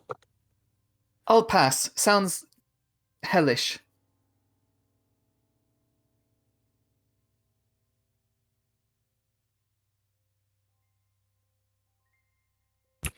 Should we make food?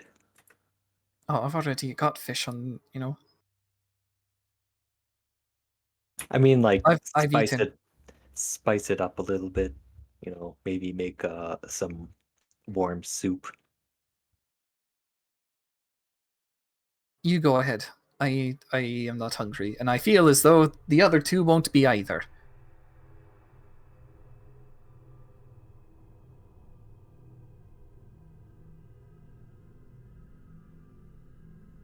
Okay, I'll go make a soup. Okay. You go make a soup. Easy enough in the kitchen. It's soup's not like with the ingredients you have. Yeah, not hard to do. Yes. Like a chowder with the fish. Yeah. Thick. Thick and hot. Like all me in Your high school. mom's thick and hot. How dare you? How dare you slander my mother like this?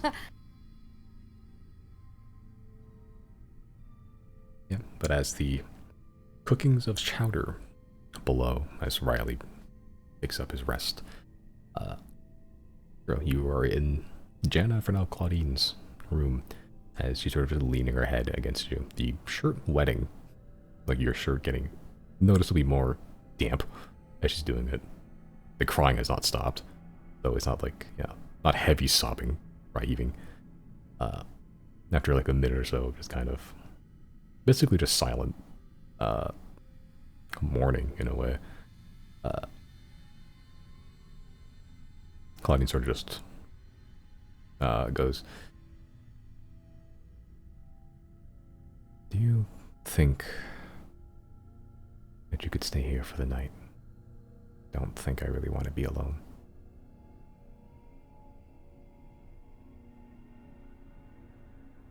I can stay here for as long as you want me to.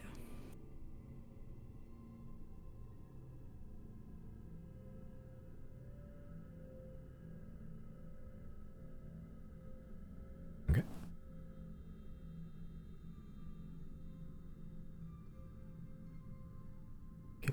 As there's other actions, conversation, activities anyone would like to accomplish for this night?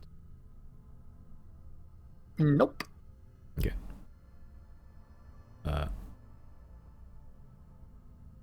Eventually zero. Eventually you do head to bed in Jenna's room, and Claudine sort of sits next to you meditating, still holding your hand. Make a perception check.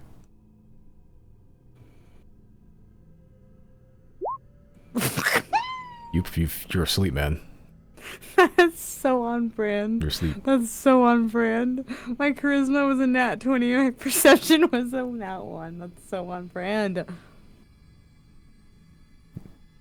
Yeah, y'all conked out your snore me right now. Honk shoe, honk shoe. Yeah, straight up. Are we all gonna take a long rest? May as well. Yeah. I need my HP back, fight shrimp. He Am I fights using Scrimp. spells?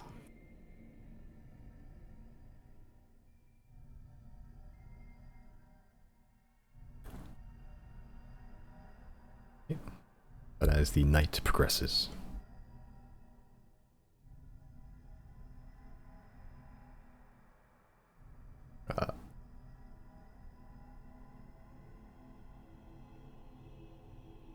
I'll actually be right back real quick. okay. I was gonna take a break after this anyway. But yeah, the night progresses. Eventually, y'all do land at Teague. Really, no need to be subtle about it anymore. It just lands straight in the middle of the courtyard, the Garden of Statues.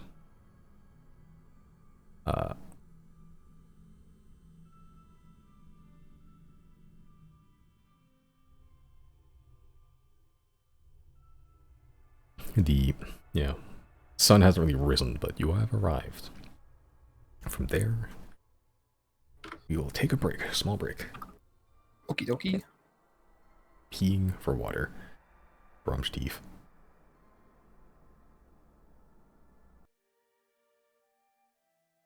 Okay. So, just before the break of dawn, still night, though you can see off in the distance, across the water, the promise of a sunrise eventually. Just little bits of orange and purple just barely peeking over the clouds. But for now, you find yourself aboard a dragon in the middle of the plaza, and you haven't been here too often since, you killed the last leader. Well, there's no one around to actually witness the dragon. There's no one around that you can see for a while. The streets are more or less empty. The sort of frozen corpses of people that have been put up as ornamentation here have been, some of them left, some have just been knocked over in the scuffle. Some of them seem to have some sort of burial rites, or at least piled up, beginning to get the process going. It's the ruin that the city of Teague is still a mess. The smokes and fires have gone out, but there's still shattered buildings all over the place. The building, the Beacon of Repentance, hasn't had any repairs since.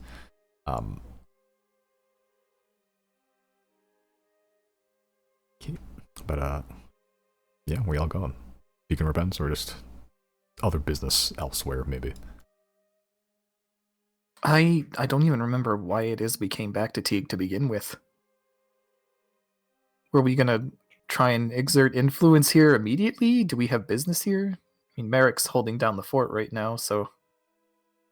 I think the main reason I mean, because to my knowledge, when I asked, we were already on our way back to Teague. But the only reason I found now is because I wanted Merrick to be here when Claudine knew. So what's the plan now? Well, I have a theory.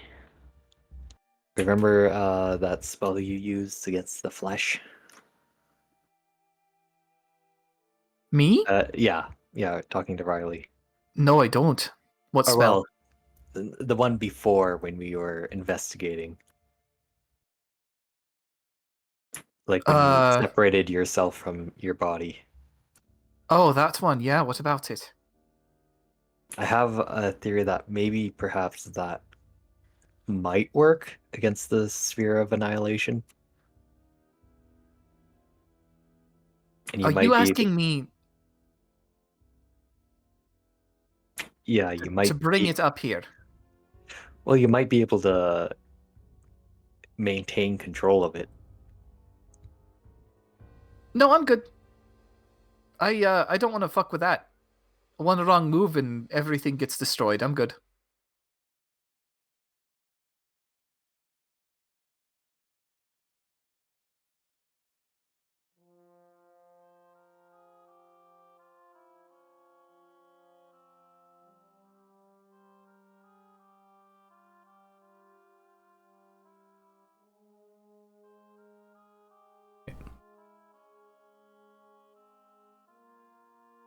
So I'm heading up to the beacon then. I think that's where anything interesting's happening, at least. May as well look for Merrick. Okay.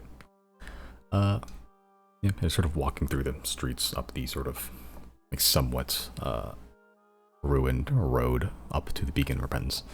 You do see a guard presence as you approach the gates.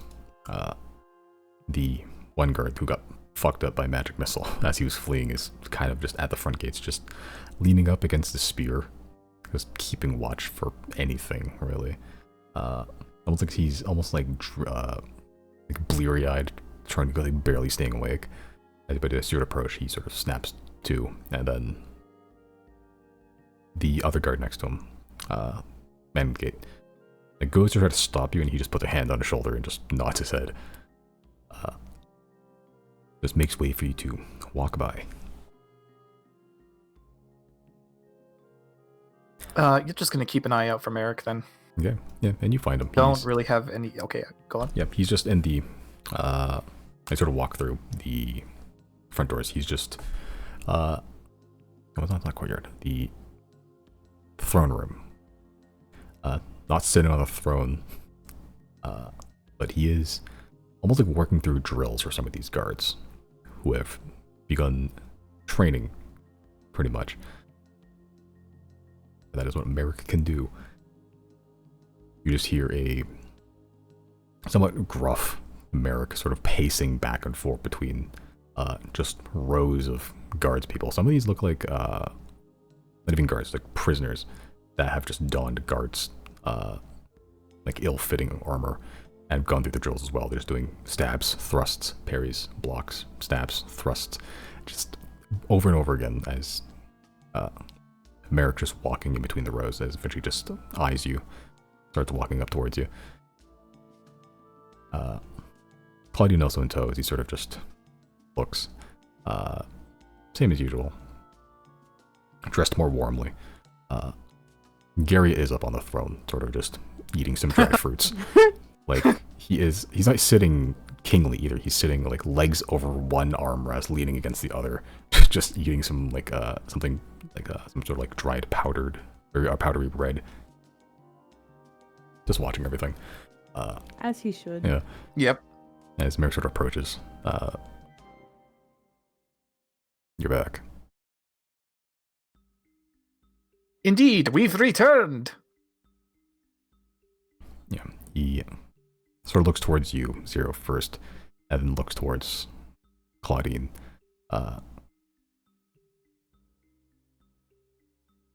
Riley, you notice this. As he sort of looks towards Claudine, he looks at Claudine for a second and then looks up for a bit. Just like up like 3 heads above Claudine for a solid 5 seconds. And then looks back towards the rest of you. I take it things didn't go well.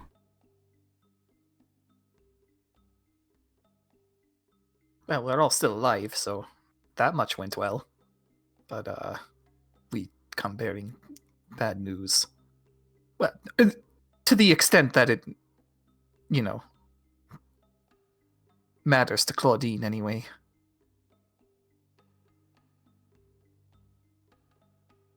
He sort of shoots a glance towards Claudine again. Riley again, that weird flicker above, and then back Claudine. You're gonna be okay. I will be.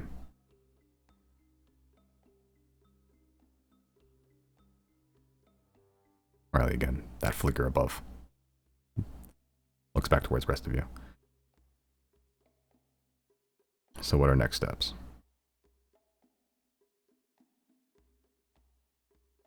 Well, the Zodiacs have some options. But first, I'm gonna try and, bring him aside. Did you notice something? You're staring above Claudine for a bit there. I'm not seeing anything myself. Is there something behind her? Make a persuasion check. Persuasion is decent. Come on, Bard. Sorry, I used up all my luck last session. He sort of looks at you, Riley, for a bit. If it comes up, I'll let you know. Wow, that just makes me more curious. I'm gonna like stare above Claudine and try and look for something. Neighbors up and check. Perception. You're looking hard above Claudine. You don't see anything. Seriously, what does he see that I don't?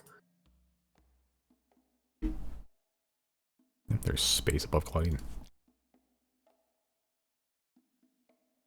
I'm gonna go over there. I'm just gonna go over to Claudine, and I'm just gonna wave my hand over the air above her. You wave your hand above her. She sort of like steps back a little bit, like almost weirded out by your actions, but she doesn't fully retreat as you sort of wave your hand above her. Just passes through air. It's cold, it's nippy. The only thing that's keeping this place warm is just the several like pipes jetting flame out, which you've noticed actually slowly begun to piece a little weaker. Oh no. There's not a lot of hands in the city anymore, and even less that know how to work this building. Odd. Sounds like we need a 4th corner here to operate this place. Sorry about that, Claudine. If it comes up, I'll let you know what that was about.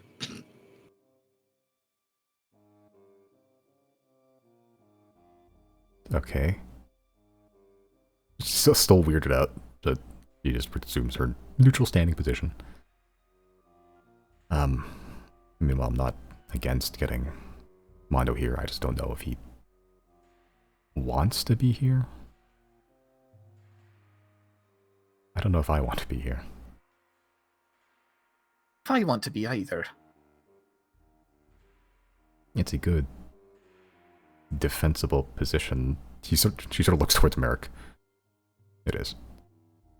The walls are sturdy. Not a whole lot of ways to attack, except from above. In which case, this place is not going to do anything against that. Plenty of ballista bolts. Not enough people to man them. I doubt ships are going to be coming by here either. Whatever the Arbiter was doing here seems to have kept clear of most of the animals. Perhaps nature can thrive once more. Claudine sort of interjects. Or crime can permeate from Lipat.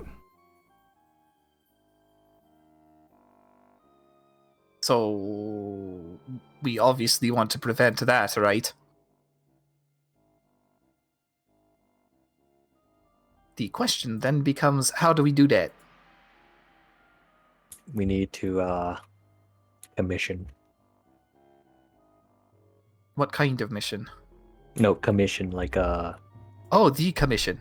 or well, I don't know about the commission, but commission people to come in and kind of rebuild this place. Do you have any idea what the gold cost of that is going to be? I have no idea. But could start small, make an inn somewhere, make a little hub.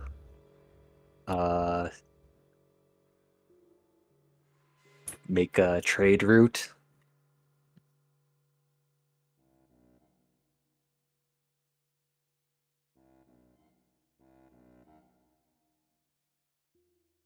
Honestly, we could probably kind of make a trade route from here to Fairhaven. Or even Golmud.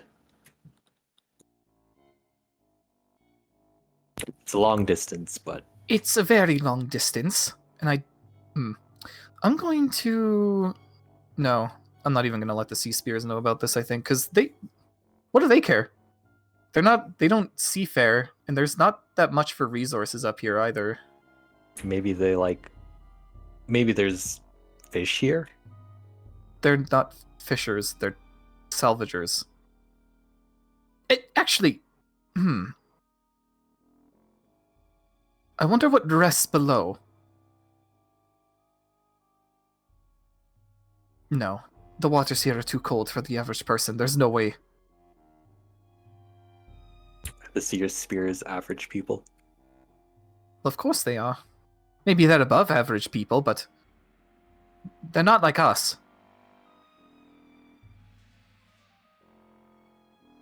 No. Merrick sort of rummages through the bag that he has on.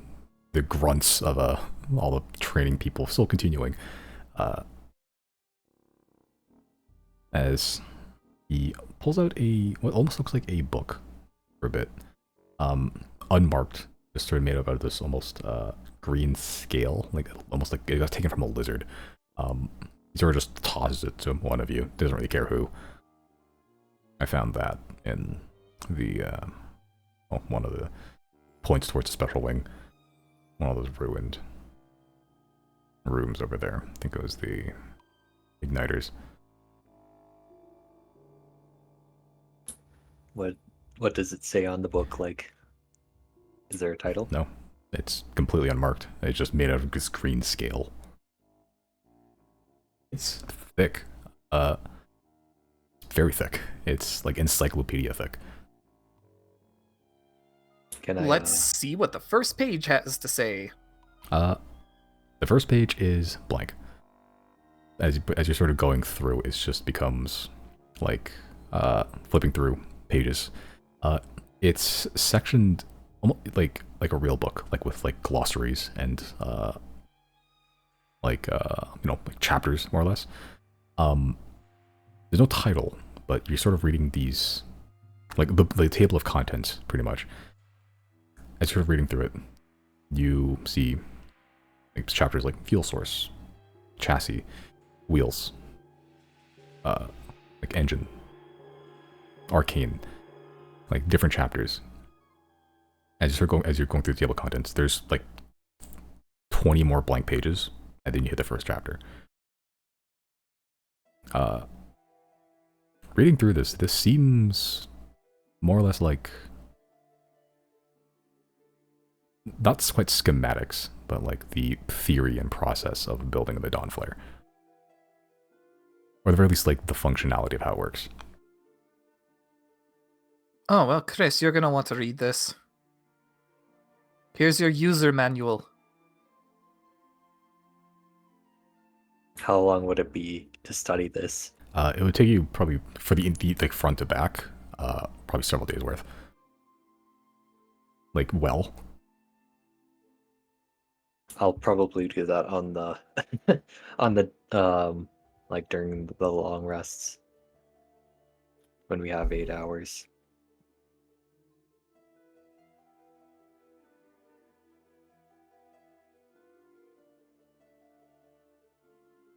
Good find, Merrick. Somebody's going to need to know what to use that thing for. Can't just leave it there. I also started trying to get rid of the bodies down there. I found a hole at the end of the tunnel. I started just chucking them in there. Oh, you mean the sphere of annihilation? If that's what it's called. At least it's still there.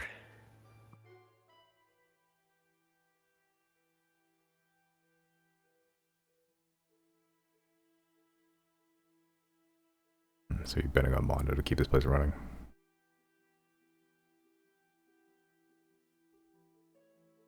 I mean, I don't kinda even said know it if we as a can- joke. But Yeah, that's not really something we can rely on. First of all, finding Mondo is a pain. Source, we've done it before. Second, source. he seems really hell-bent on being in a specific place. He wouldn't let us know where he was going either. So when our business with him concluded, he didn't even take up our offer to bring him there. He just went.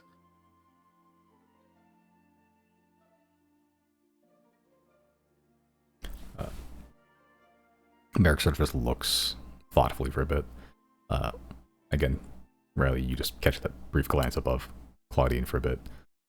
Claudine eventually notices this and starts looking above her. She can't see anything either.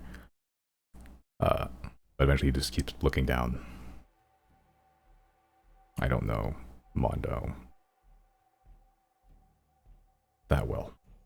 He's a secretive guy. I think I know enough that I don't think it's about where he's going, more or less what he's doing there. I don't think it was going somewhere. I think it was just being left alone. Is he the type that enjoys solitude?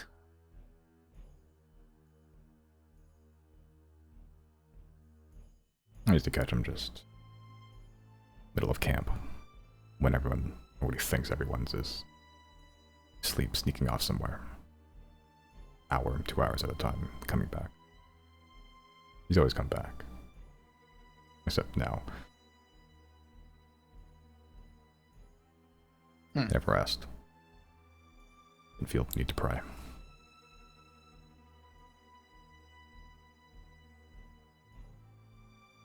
Well, I have absolutely no idea what to extrapolate from that, aside from he's got some stuff going on that needs to be kept under wraps for some reason, and he can be bribed, but only temporarily.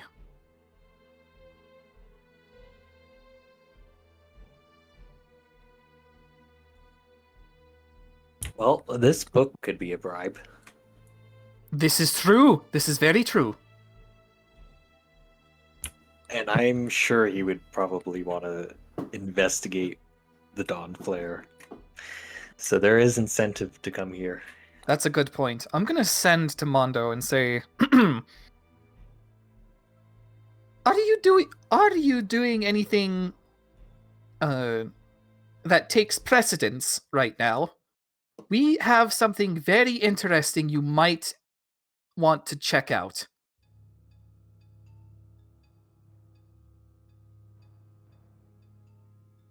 Caveat, it's in Thane. Send message.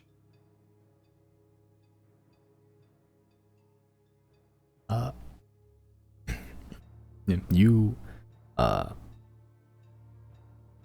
get back eventually. As a response. Well, that sounds lovely. A bit far for my tastes. I'll be okay. Thanks.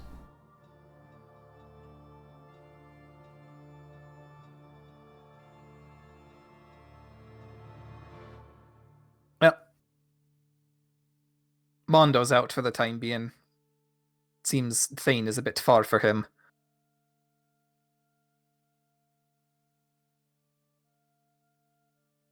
Well, I mean, you can always go to him, pick him up, come back. I'll leave you in charge of convincing him, I suppose.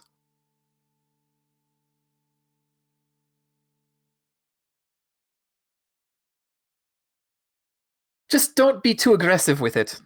He might be busy.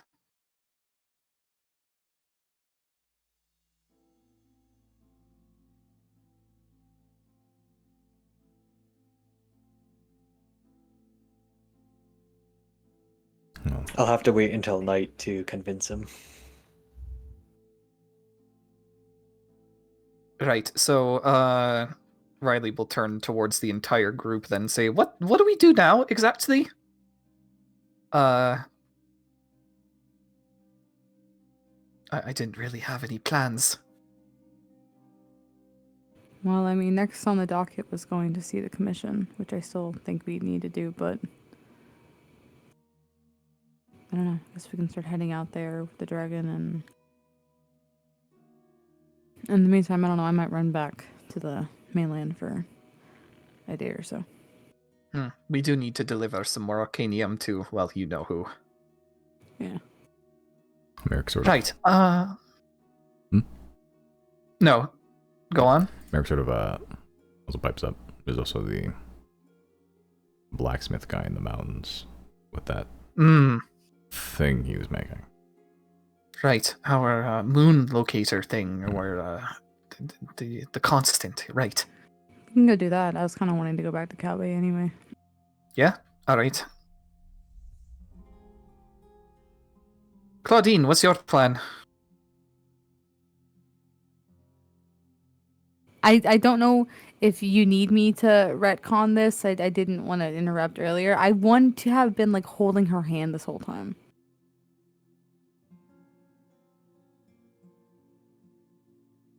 Yeah. As you're sort of holding her hand,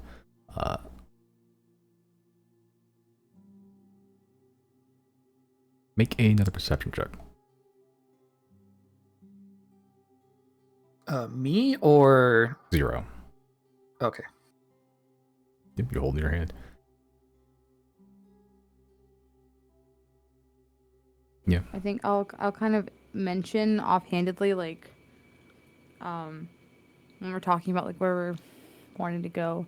I think I'll just kind of mention. I'll look at Claudine and just be like, yeah, I was just thinking about heading back to the bathhouse to recharge for a second because it's been a lot since we were there last. We just killed the Grand Arbiter and all that, and I just wanted to recharge for a second, just take a second to breathe. Make a persuasion check.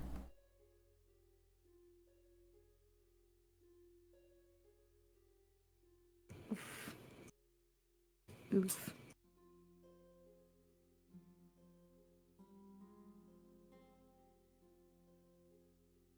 He or just nods for a bit. I think I'll stay here for a bit. I just need time to think and absorb.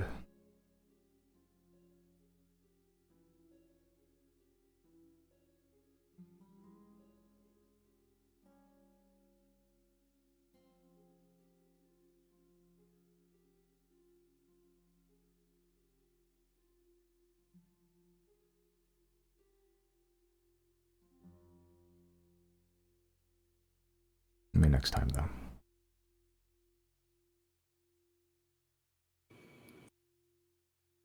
Well, you shouldn't take too long in Calbe anyhow. If the item is ready for pickup, which Riley will check right now, actually. Sending to Osmin. Wait, did I already check this earlier? I forget. I don't think he did, but it has been like a couple days since you last saw him. Okay. Sending to Osmin then. How goes progress? Are we ready for pickup? The device is finished. Alright. Riley would be like, yep, alright, we can go grab it whenever.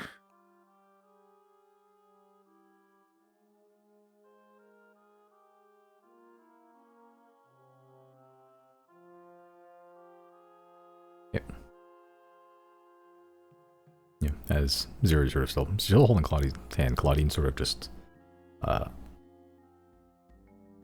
of looking at the floor.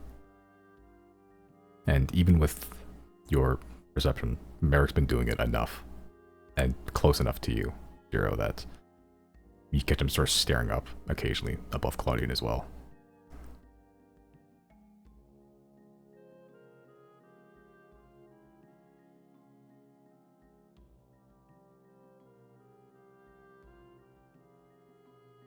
Okay.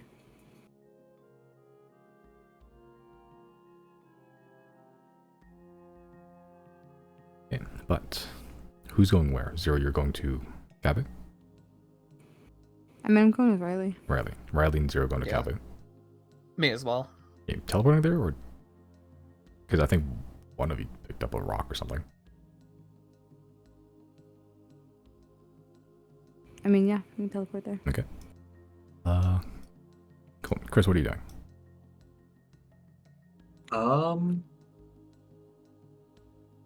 I'm gonna visit Pratchell first.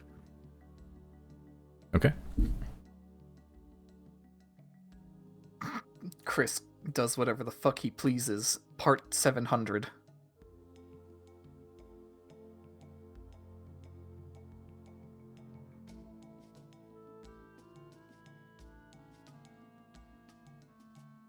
Okay. As Zero and Riley, Zero using your helm of teleportation, the shadows sort of envelop you and then teleport you to that like somewhat serene, if wintry, alcove between the mountains. The smoke now much more billowing now that Azazon is there. The metallic sound of metal on metal just ringing out, so almost echoing, almost melodic in a way. Perfect rhythm and just bouncing off the sides of the mountains, like almost like an echo chamber, where each ping makes like almost like a different note, its own almost like choir-like. You see this ramshackle hut with a tiny stream running through it.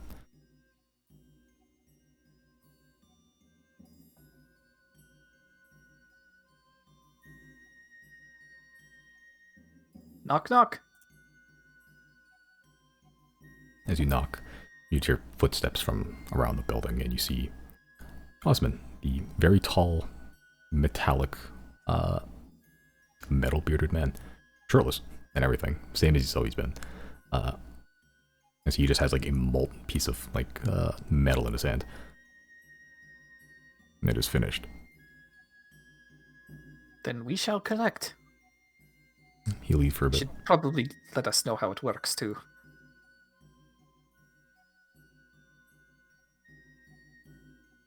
He leaves for a bit and walks out, holding a, for him, like a palm-sized orb.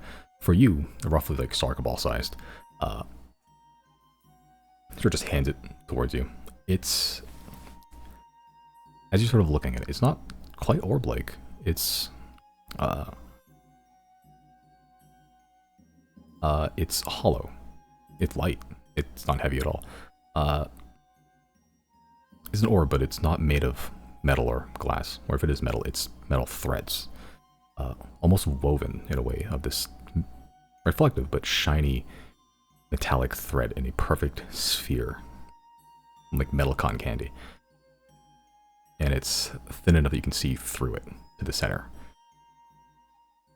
There is a floating black piece of glass, also polished, smooth, into a sphere. As you're sort of moving around, shifting it, rotating it, every so often the black sphere will just suck to one side of the inner orb and just stick to it. When that happens, you see another light appear on the outer silvery orb, just in another direction. And every so often, the light on the outer orb shifts. Every so often, the inner glass strikes another piece of the orb inside. Upton sort of looks, points to the light. That is where the island will be next. He points to the black glass. That is where the island currently is. It is not perfect, but it will point you in the right direction. So what's this entire orb represent? It is a pointer. Go towards it. If you go towards the black sphere where it is pointing and you find the island, do not take your eyes off it. If you do not see it, follow the light. It will lead you to its next position. I'm gonna try and turn the orb so that the light points opposite. Like, if I'm staring at the light now, I'm gonna turn it, or at least try to turn it so that it's, like, facing away from me. Yeah, and as you turn it, the light's almost stationary. It stays in the same position, but it just points, like a compass, almost. It just points Okay. in a different direction. Ah, so it does work like that. Interesting. It may be... Well, I assume this will take quite some lucky timing, but at least we'll always know where it could be. It seems there is a... area. As random it is maybe, there is a predictability to it. You follow the light, it will be more or less localized for a time. How long, I cannot say. Seek, look. Don't blink. Blink and you'll miss it.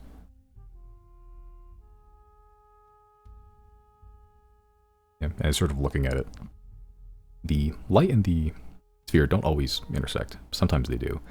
The light will linger longer, but the orb seems to ping a lot more quickly. In some sections, it's almost like this rubber ball just pinging every single side of the orb, but then sometimes it stays. Maybe someone's looking at it. But the light, it does shift every so often, but it seems to be gradual.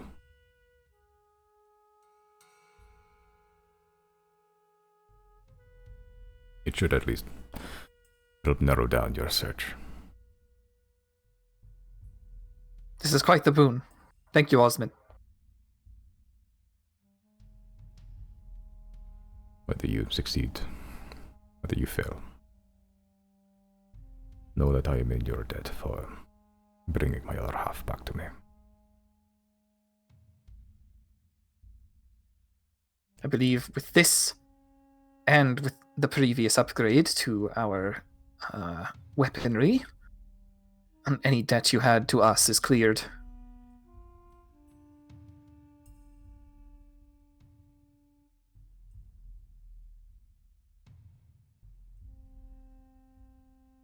Good fortune with you.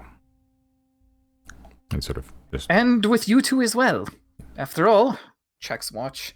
Another month before the end of the world.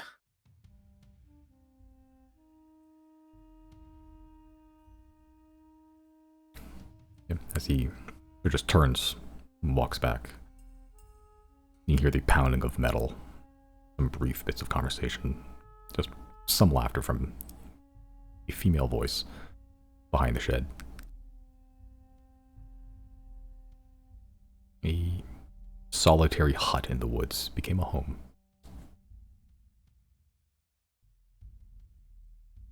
Male Zero, you were looking to go get some steam off in the hot springs or something?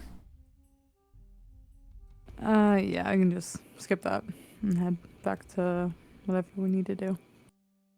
I don't know what we need to do. Do you want to go check out what the commission's up to? Yeah, I think that was next on the docket anyway.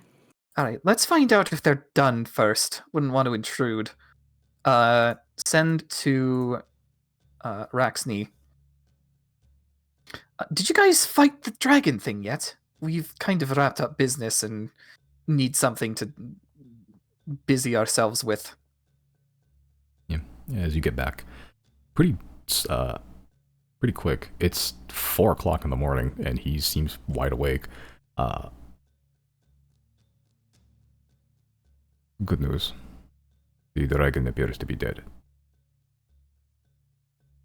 If you wish, you may come and visit. Witness it for yourself.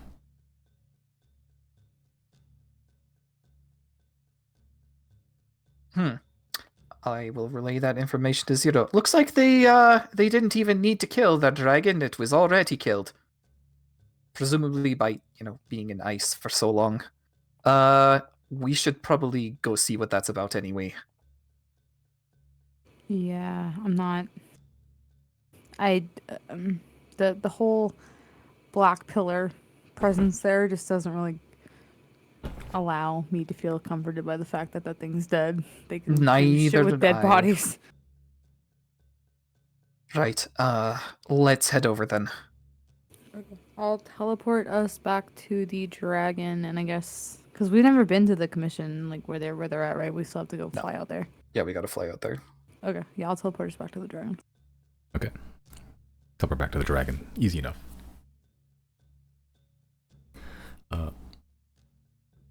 Yeah, Chris, you were visiting Pratchell?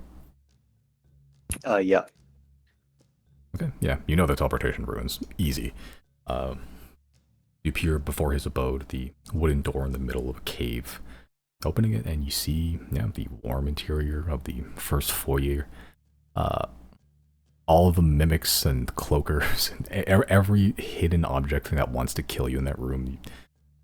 It's home. Home that may eat you if you sit on it wrong, but home. Yeah, as you walk in, you don't see anyone yet, just a warm fireplace on the right side. The 2 doors that lead both the bedrooms and bathrooms and the laboratory. You know this place well. Yeah. I'll search for Pratchell. Yeah, easy enough. You go to the place he's most likely to be, which is the laboratory. He has a bedroom, which he sometimes uses.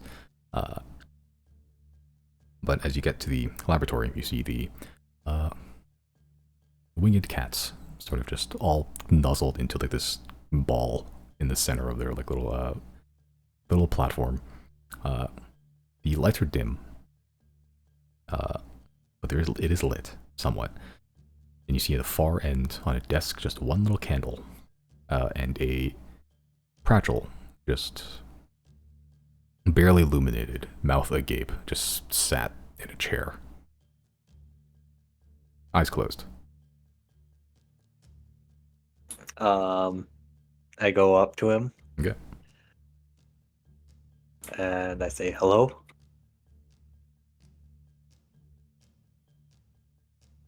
No response.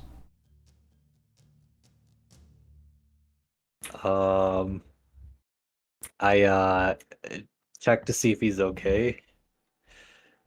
Yeah. No, is he breathing? As you touch his body, it's cold.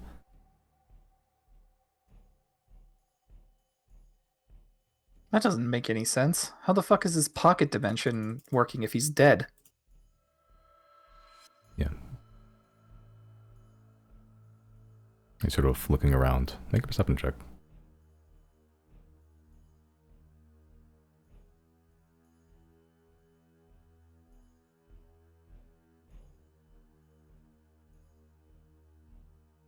Okay. As you're sort of looking around, you're seeing in the darkness. You have dark vision. You can see a lot better into the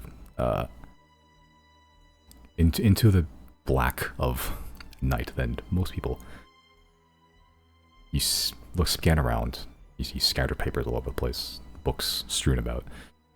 And you see 2 pairs of legs with fuzzy slippers, sort of like crouched, peeking out from a bookshelf, like on the floor.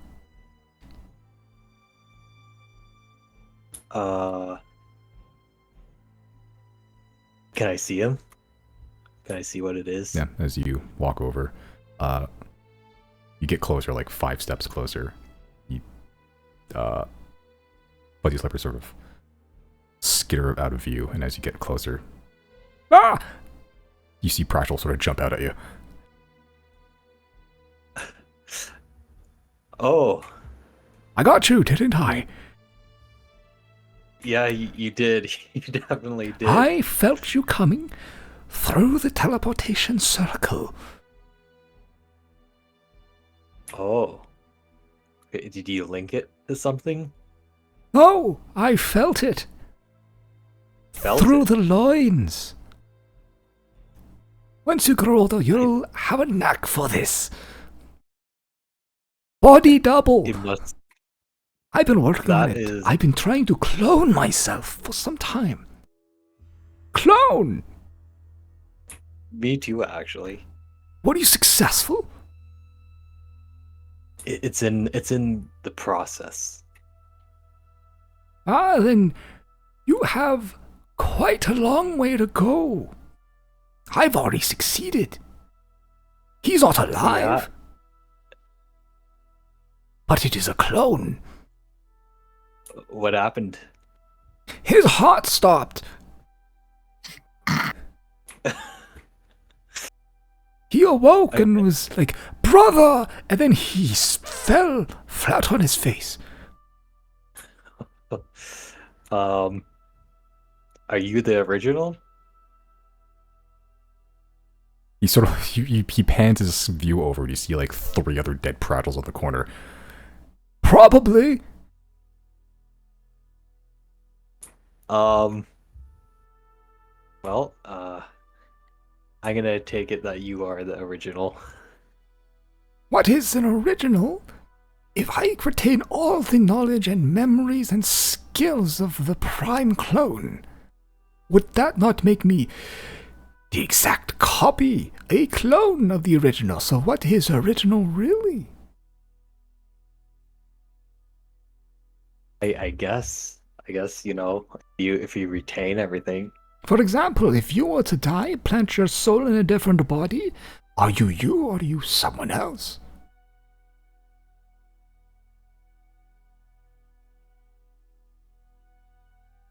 I guess I would be myself. Well, philosophical quandary solved. Have a sandwich. And he just shoves a ham sandwich into your mouth. You did not come to me for philosophy lessons. Yes, good to see you, my boy. Good to see you. What did you want? I was actually curious about spheres of annihilation. You found one. Yes, actually, I did. In Teague. Give me.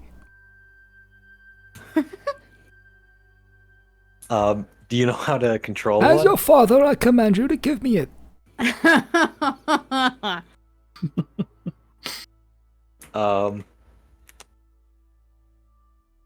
Okay, fine.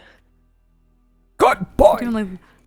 Is he doing like the little grabby hands thing, like just arms extended, hands just opening, closing? Give me. Yeah, he is. Pretty much. Just I can take you to it. could you? Yep. How would you do that? It's not like your teleportation was. Oh wait, you are. Yep. Thanks to your teachings.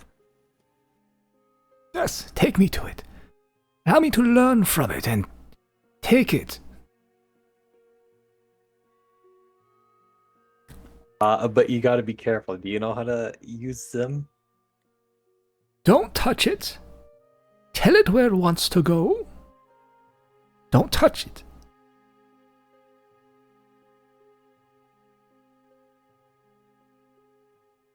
Okay, I guess we'll try it out. and I'll teleport back to Teague. Okay. Yeah, just abort the dragon, pretty much. Probably arrive at the same time as Zero and Chris, honestly. And, or Zero and Riley. Yes, Zero, Riley, you barely get down the step and you hear footsteps from above you. Alright, is that going to be Chris, or is it going to be the Atnese or our mystery friend?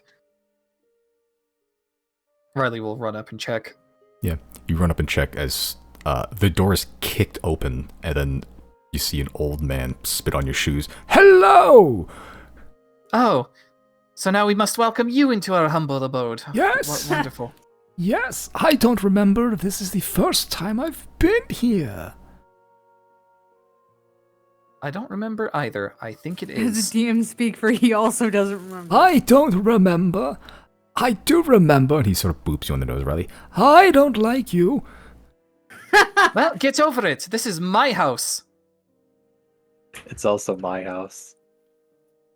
And mine. Gimme. Have you ever met a Give construct? Met a what? Give me your house. You met a what? A construct. I've met a number, yes. I have one. You killed one and it's in my basement now. I captured it alive, actually.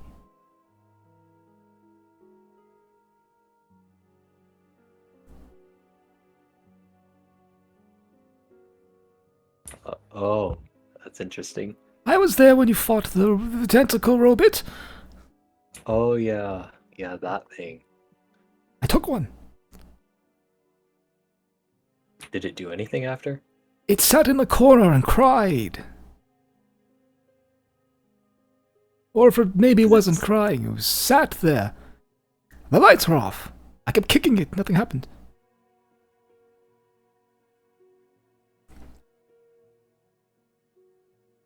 Well, we might be able to do something with it later on.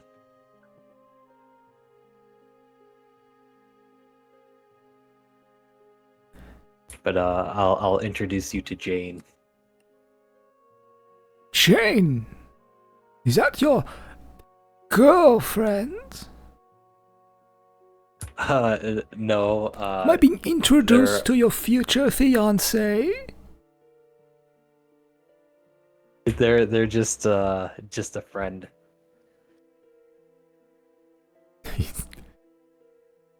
Prato sort of looks towards you, Zero. He winky wonks 4 times. Just a friend, I understand.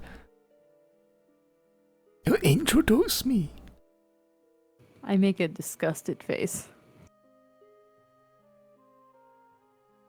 I'll show him Jane.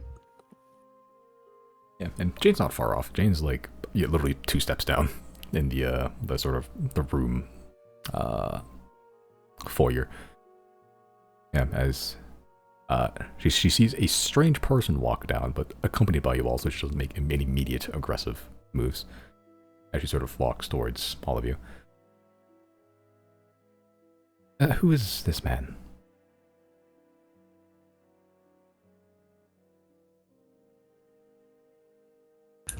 This is Pratchell, my mentor. Oh, I'm sorry. It's a pleasure to meet you. Sorry, we've had some security breaches, and I am attempting to remedy that. A little more paranoid. Quite alright, quite alright. I think I killed one of you before. Have you? Yes. Fire. Yeah, he means before we made the receivers. Ah. I see. Well, that is understandable. Oh, if you trust this man, then yes, you may wish to be careful in the future. There is a potential that there may be more intelligent constructs in existence. Prattle sort of just nods and looks sagely. Yes. Don't tell me what to do. Sphere of Annihilation. Let's go. Um, I'll say okay. Just follow me. Yeah. As you guide Prattle, Janester just goes, "It was nice to meet you, I think," and just resumes post again. As you all, or up to you if you guys want to follow, if you have anything else to do, but Chris guides Prattle down to the Sphere of Annihilation, which will take some time actually, because it's quite a long tunnel. I'll just say to Jane, yeah, high alert on that one. There's more complicated relationships than just friend and foe. This one is a teeth-gritted teamwork kind of deal. Well, if he's Mr. Chris's mentor, it makes a lot of sense in retrospect about his tendencies. Oh, good. You've picked up on that. You'll do fine then. I like to think I'm learning. Thinking for myself, it's a new sensation. I wonder how everyone back at home is doing. Yeah, we should probably get you home pretty soon, huh? I think so. I've seen a lot more of the world than I thought. I mean, we spent most of it a lot in Thane, but the southern continents, a lot more life there, a lot more nuance, history. Here, maybe we can make our own history over time. Indeed. And, well, I don't think the receivers will have too much trouble making it southward. And when you do, there will be a new Teague to interact with.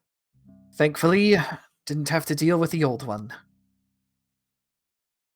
Well, if it's society that you helped build, then I trust my new people will be safer here if they wish to reside elsewhere. It could be a good I start. hope so. For now, I think staying out of sight's a more prudent idea, at least until current issues are resolved. Agree.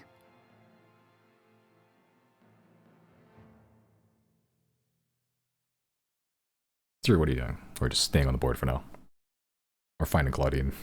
Or whatever else you like to do. I mean, I thought we're on the dragon right now. Yeah. Are we in Teague? Yeah, you're indeed. We are. Dragon. Oh, I thought the dragon had already taken off. No. Okay. I mean, I'll probably just give Claudine her space and just kind of hang with the American, whatever everyone else is doing out here. If anything, okay, do I know where Claudine is? You can try finding her. Last time you saw her, she was in the courtroom. Or the throne room, Jesus. Words. Okay. I'm going to go look for Claude. I'll take Azek out. I'm pretty sure he's a hellhound right now. I want to look for Claudine. I'm going to try to see what the fuck Merrick was looking at. Okay. Yeah, you find Claudine. She's just, this is the most rogue shit thing you've seen her do the entire time you've seen her. She's perched up in the darkest corner staring at everybody. Merrick's still there. Gary's still on the throne room, or throne. The throne. He's sitting on the throne, still just sat there. And now he's almost like making his own fan fiction. Like he's like mimicking words in his brain, like he's like some regal character, just completely ignoring what everyone else is doing.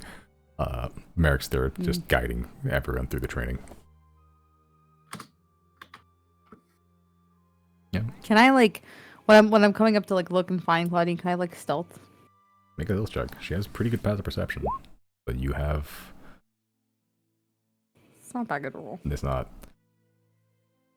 Yeah, you get pretty close as you You stealth. Merrick doesn't see you. Gary doesn't see you. In fact, the entire room doesn't see you. But as you get behind the final pillar where Claudine is, as you peek your head out, she's staring directly at you. That's fine. Then I'll use Eye of Truth. Okay. Use Eye of Truth. Hovering above her is almost like a spiked suit of armor, bleeding from the gaps. Like, it looks agonizing to wear it. Almost like antenna-like protrusions out of the helmet. Like, every part of this armor is jagged, and it's floating, ethereal, fuzzy.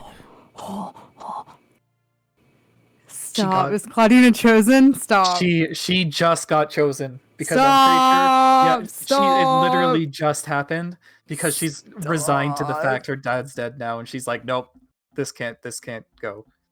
Stop! Which Where's is why Merrick noticed.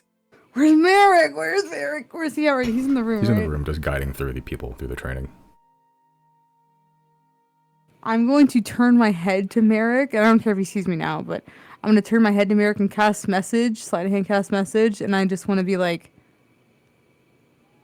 hey, what's going on with Claudine, bud?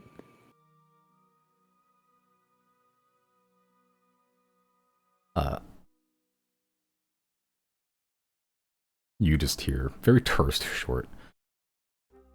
He wants the Rexons dead. All of them.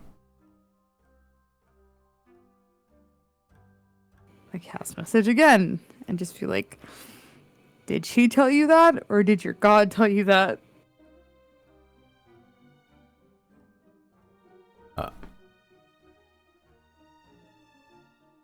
He just, again, replies very shortly. No one told me. Him being there, proof enough.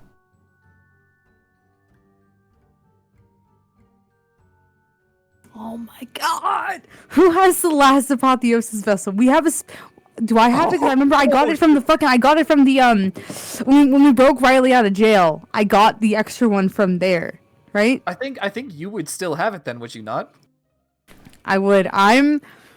I'm going to sleight of hand slip the apotheosis vessel to Claudine, like just put it in her bag or in her pocket or whatever, wherever I can. I'm gonna sleight of hand slip it to her. Okay, make a sleight of hand check. Actually, I'm really curious. Which god is it? It's the same one that Merrick had. Oh, Now we just need Gary to need revenge on something.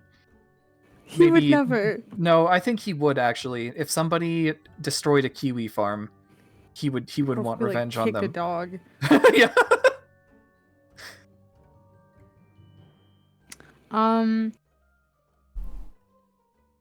When we hold the apotheosis vessels, like if we were to unattune to it, does it not transform into our weapon until we attune to it? Yes. You need to be attuned to the Apotheosis vessel to use it. Except for you guys. Which you guys Yeah. I've such actually peak form of Apotheosis vessel, you don't even need to attune to it anymore. But for everyone else, for unupgraded Apotheosis vessels, yes. Okay. I'll she sees me at this point. I'll just turn to her and be like, "Do you have any attunement slots open?" That's a good question, actually. I think she has... Pretty sure she does. At least one. She's not attuned to everything, I don't think. She has... Yeah, she does. She has the Frostbrand Sword and Boots of Serene Springing, and that's it. So she only has one more left? Yeah. Okay.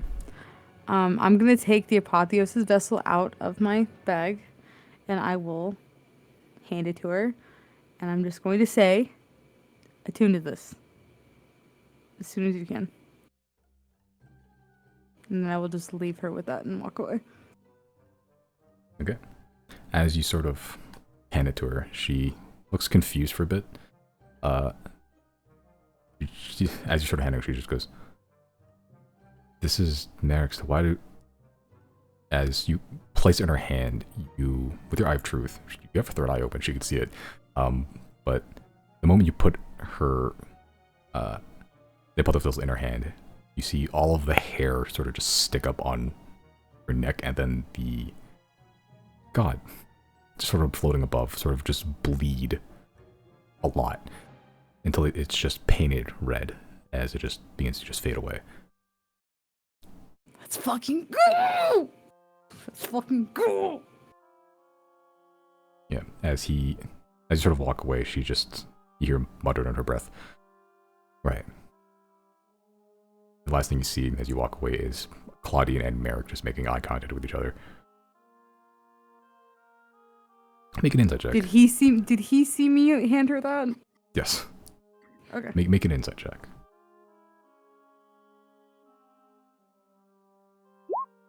Simon, give me this. Give me this. Just make the DC 4. I'm begging you. Make the DC 5. I'm begging you. Simon, just give me that. They make eye contact. Claudine goes to brooding, being a rogue in the corner. Merrick goes back to training. His training was left of the city.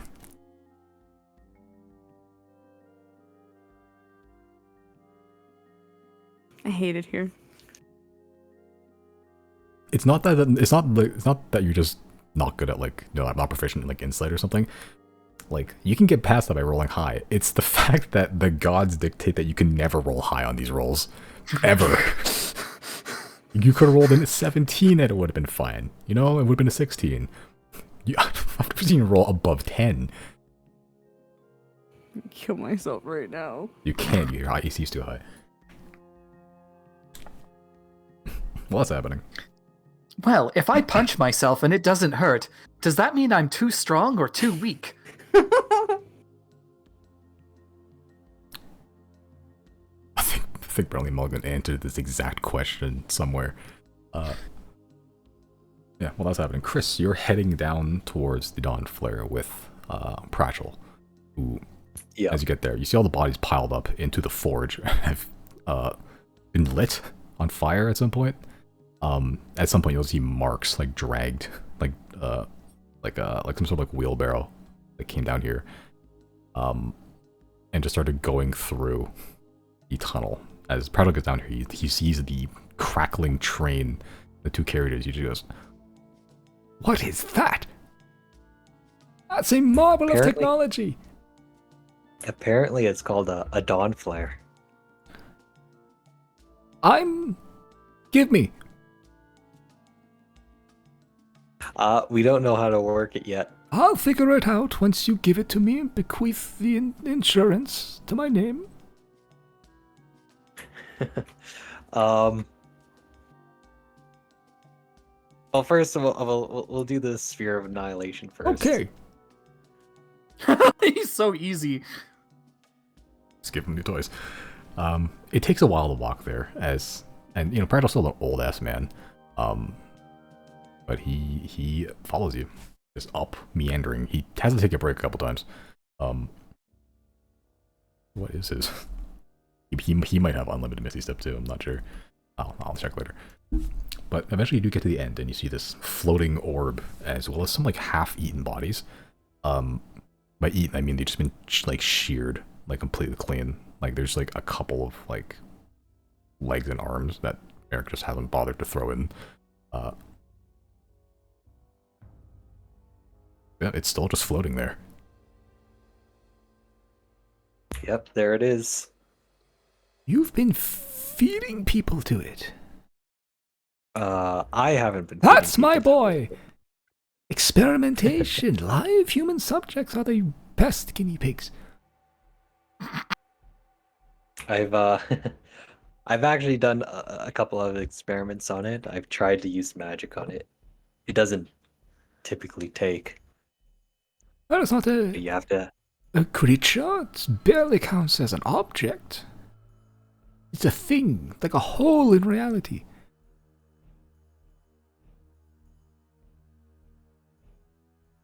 I think it just requires a lot of will. Should I give it a go? I'd stand back at least 20 feet. 20 feet's the safe limit? Yeah. He stands 10.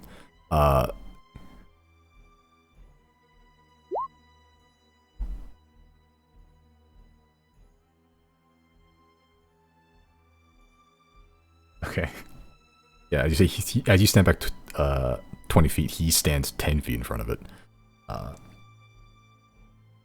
Just goes, without risk, there is no knowledge gained, as he sort of looks towards you, sort of giving this big whole spiel about research. It is good to take risks sometimes. It is the best way to observe the effects. The entire time, the sphere is just slowly moving towards him.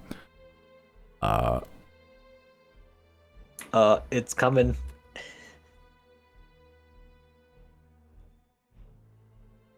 As you said, he's still talking to you. Can I- Hypothesis, observation, and note taking. It's like buzzing his ear as he just sort of ducks just barely out of the way.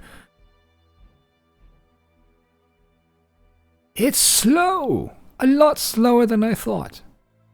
Disappointing, honestly. Well, if there's some way to maintain control, maybe we could kind of use it.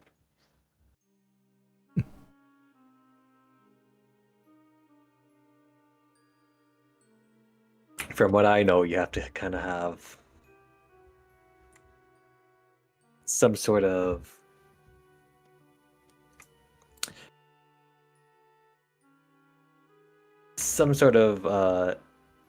way to contain that will upon it.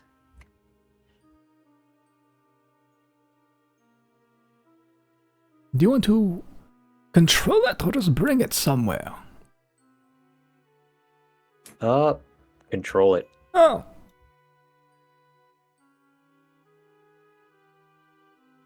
Well, since this is mine now, I can make something.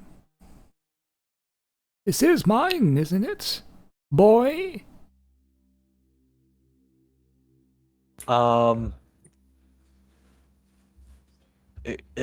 I play with it sometimes? Only after me, 'cause I called dibs. Okay, fine. But I called dibs on the Dawn Flare. No, that's mine too. Assume everything you own is mine. We can share. Make a persuasion check.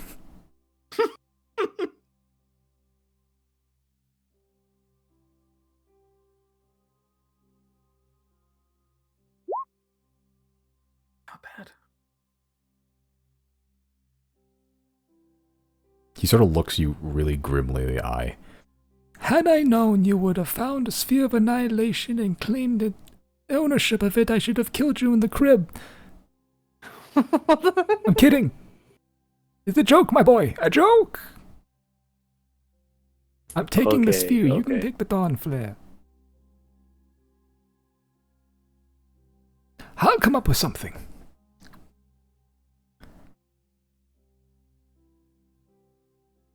Sounds good. Might need it for the apocalypse. He points at the tunnel, the wall, and he casts fireball on it, and it just makes a huge detonation of rocket explosions and ice. He just picks up a tiny little shard, and now the train tractor is covered in this debris. I'll be back at some point. One day you'll come here and the sphere will no longer be here. Because I took it.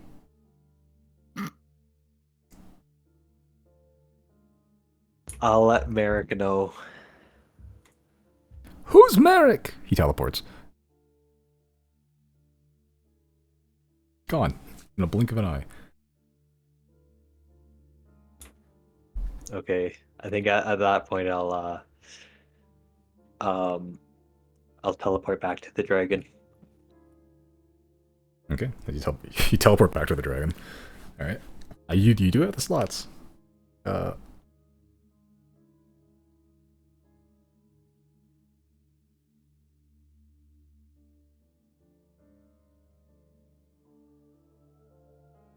Okay.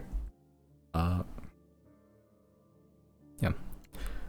Riley, you're still on the dragon. Zero, you're going heading back to the dragon as well. After giving Claudine. I guess so, yeah.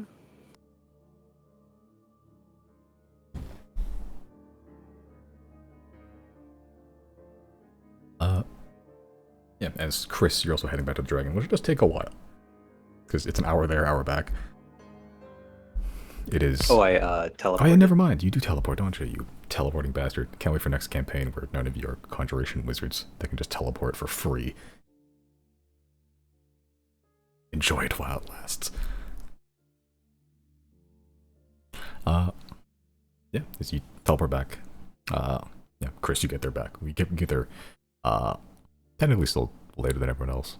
Took an hour still to walk there, but you get back instantly.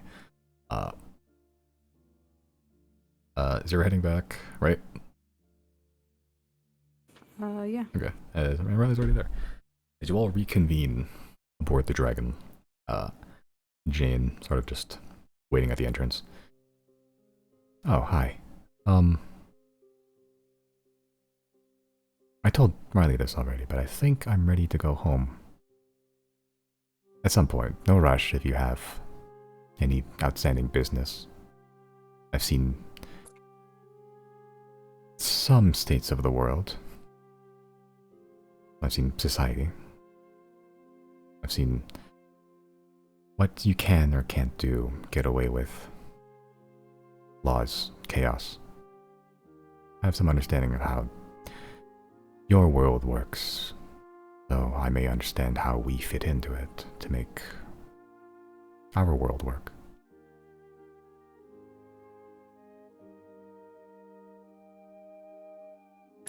Well, we are on the way up north, so we could probably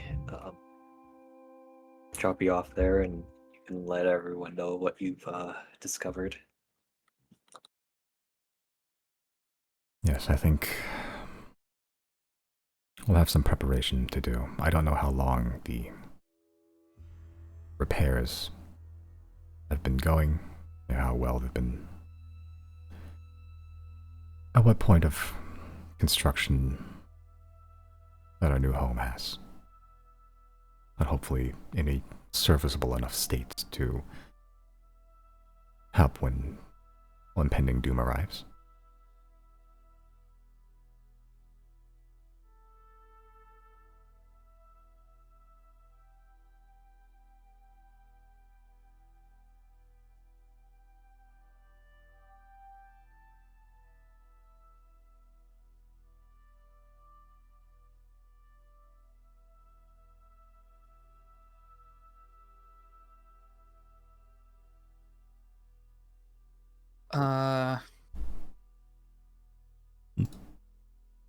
Do you want to go see the corpse of a dragon? Well, I guess you're kind of riding on one, but I mean, like, you know, some sort of corrupted dragon corpse, or do you want to go straight home?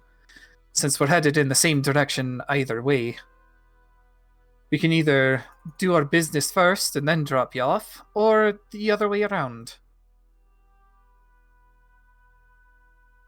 I suppose, honestly, the more I see you, the better, before I head back. Because, well, without you, I don't think I'll be seeing much of the world again. Until... Not for a while, anyway. Yes. So, let's see a dead dragon. Once my ally, now enemy.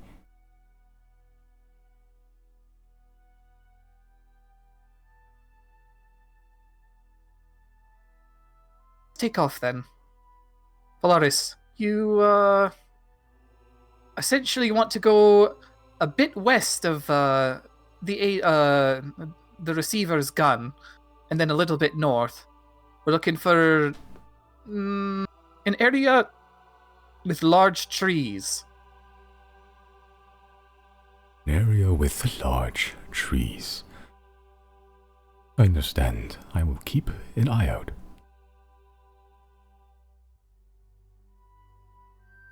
Who wants to hold the someone mark it on their inventory? Who has the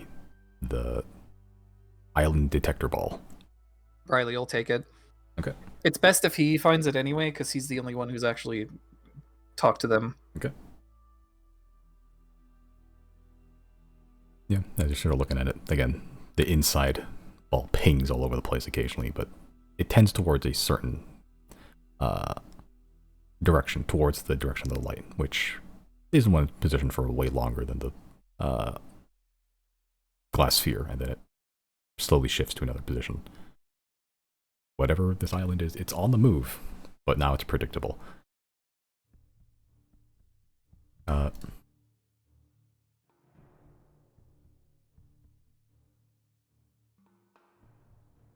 As you're taking off, right, you see Claudine sort of walking down from the steps of Teague, sort of just holding a hand out. Holding a hand out as in to wave by or to take? Seeming as in to wait. Oh, okay. Well, Riley will hop off the dragon real quick and be like, yeah, what's up?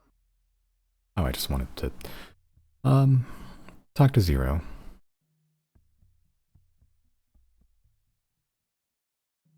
For a bit. Don't want to talk to me? I didn't say that. I just... How you been? Well, I mean, admittedly, I've been doing a lot better than you have. This news does dampen my spirits, but I've had some good news at least. It is.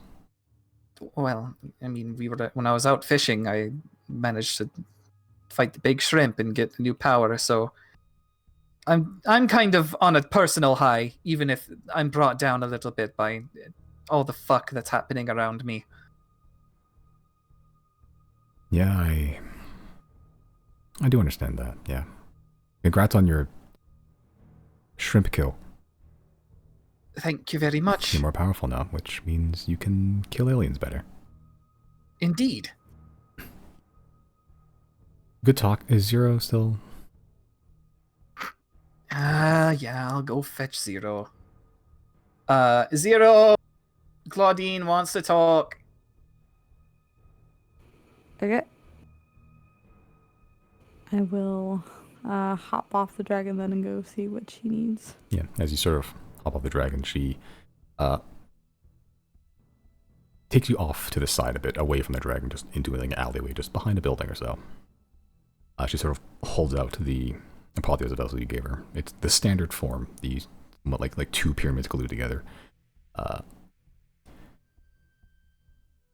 So I guess this means I'm like Merrick, like you. That's what I was trying to find out. Have you attuned to it? Still some...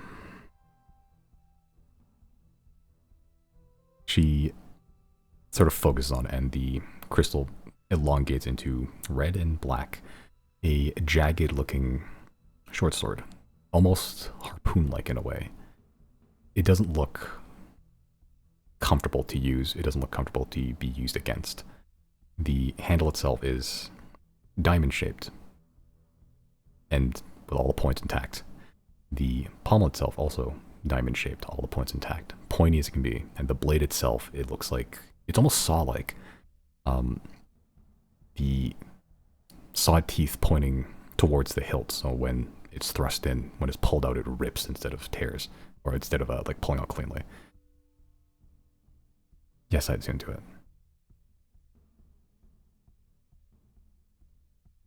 Welcome to the club.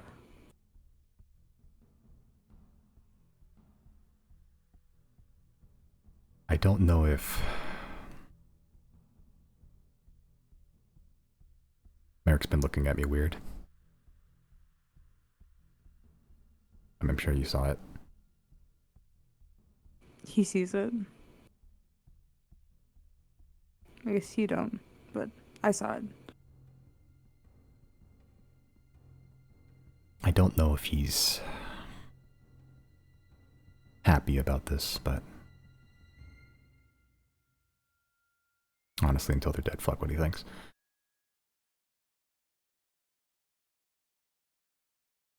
He'll have to cope with his own feelings. He has goals of his own. That's the reason the god was attracted to him in the first place. So he can cope. He'll get over it.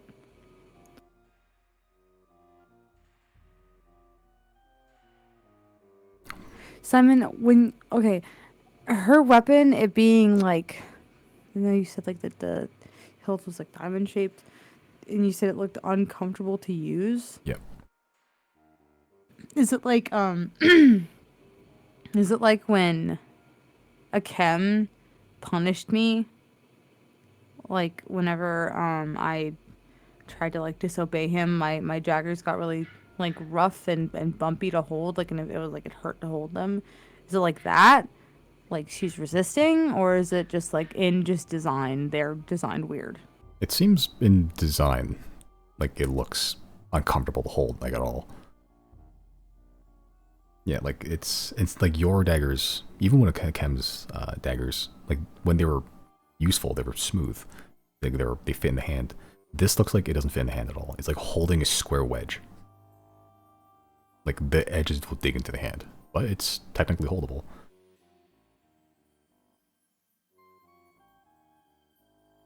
That's so weird.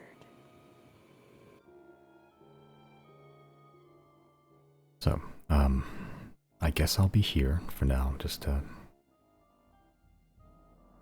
I know we have things to do. Sort of looks up at the sky. Gods or aliens to fight. I just,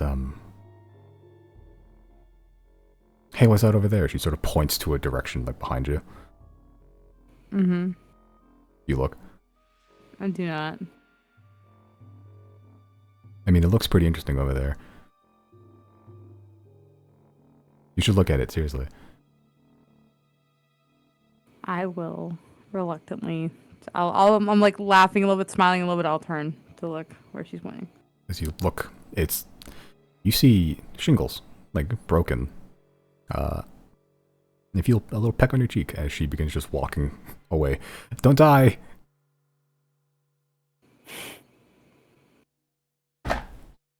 Gotcha. And I will head back to the dragon. Okay. As you head back to the dragon. Cheek a little more moist. He's almost uncomfortable in the wind, actually, here. Look how cold it is, but... yeah, it's fine. But you board the dragon.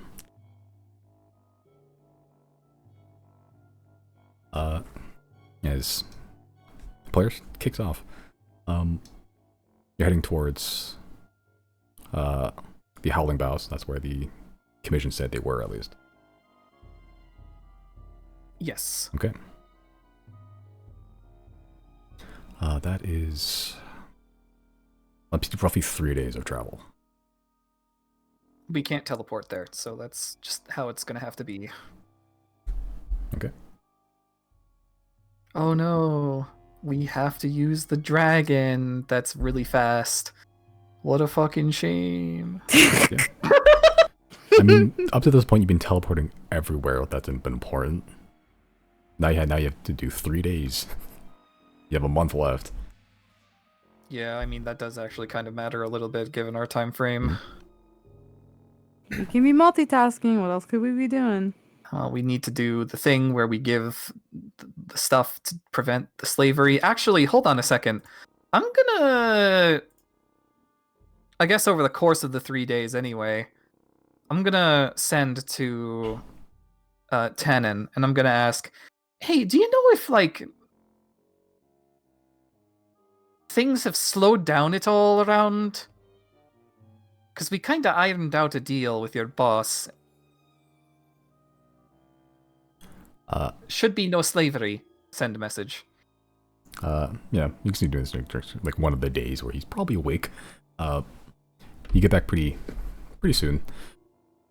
I don't mean by slow down. I mean, my side's been not as busy, I suppose. Business as usual. Good sending spell. Teach me.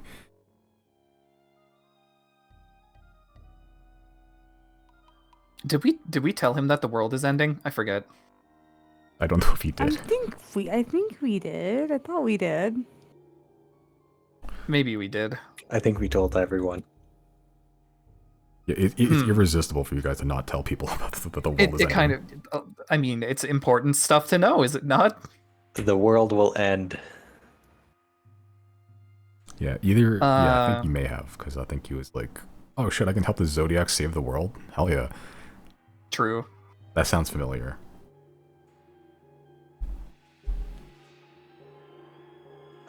Am I able to do something during the 3 days? Yeah, anyone can do something, anything during the 3 days.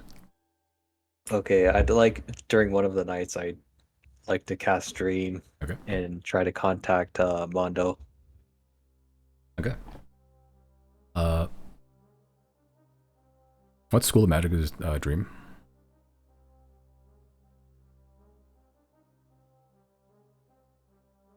It's illusion. Illusion, okay.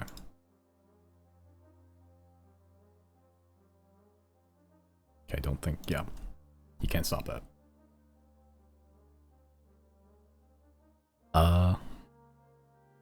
Yeah, at some point during the night where you assume human man, human Mondo has to go to sleep like a plebeian, you invade his dreams once more. Again, this matrix white blank slate with him just, yeah, in his normal standard garb. More sand covered, I suppose. Hi.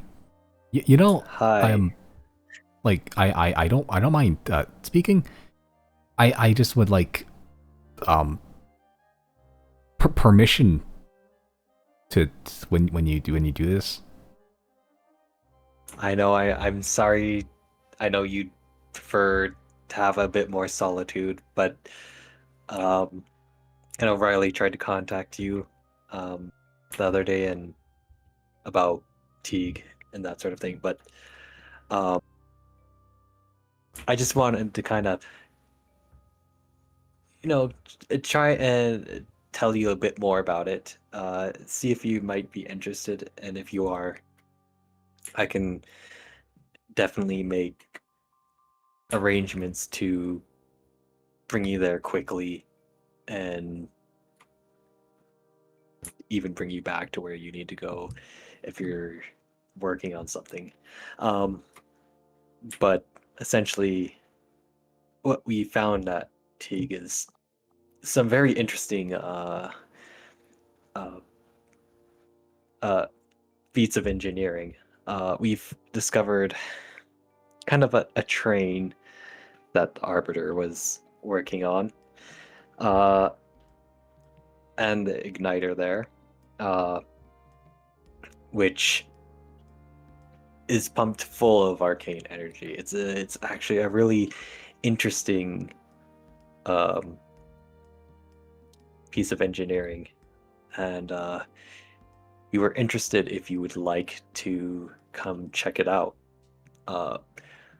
I've only kind of figured out a little bit about how it works, but Merrick has found a book containing the contents of how to operate it, or how it was kind of built and that sort of thing. I haven't had much time to read it, but if you would like to read it and check out this thing, I can definitely find the time to help you do so, if you're interested. Make a persuasion check. I'll also kind of, as I'm saying that, I'll actually, in the dream, I'll make the show kind of like a model of what the train looks like, and the crackling and that sort of thing. Okay, yeah, you model in this dream. You can model as big as you want. It can be to scale, pretty much. Yeah, I'll do that. Yeah, so you model the like black carriages, the arcane crystals just embedded above them, the crackling pipes and arcane being pumped into them, the fuel tanks inside, the gold-plated almost like front engine, how that's just rippling with arcane energy. All works. And I'll even kind of model like the first, like the table of contents of the book too. Okay, and as you show, I'm just none of the chapters because you haven't read that far, but table of contents, just the actual seemingly processes or at least thought process of whoever designed this thing.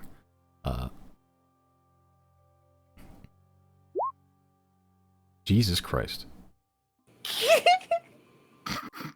Well, Well, Brandon, not Chris, Brandon. You gotta stop doing this shit to me, man. Yeah.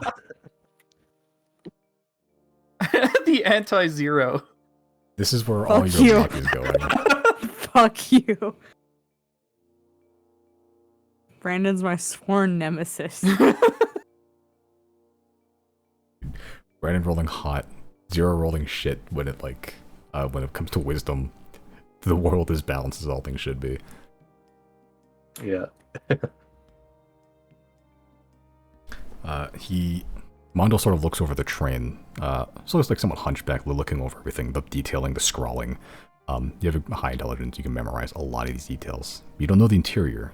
You haven't looked at the actual inner workings of the engine itself yet. But the outside looks advanced, sophisticated enough. And as Mondo's sort of looking over it, he sort of just sighs heavily. I suppose when you find the time, yeah, sure, I'm more or less done everything I need to do here anyway. Okay. And if you need, just if you'd like to work on this in solitude, we can set up with Merrick to make sure no one comes down, and I'll let you have at it with the book, and you can just spend time there alone if you need it. And I'll let Riley know, and I'll tell him to send you a message when we have time. Merrick's there? Yep, he's there, kind of overseeing things. He's not in, prison or anything. He's,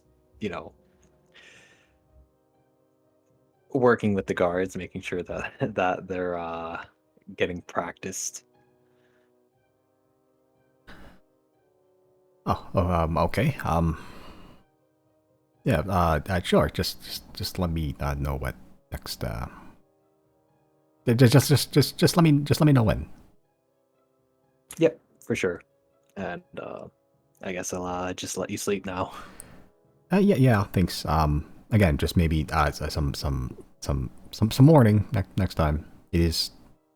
I don't want to say a violation of privacy, but it kind of is.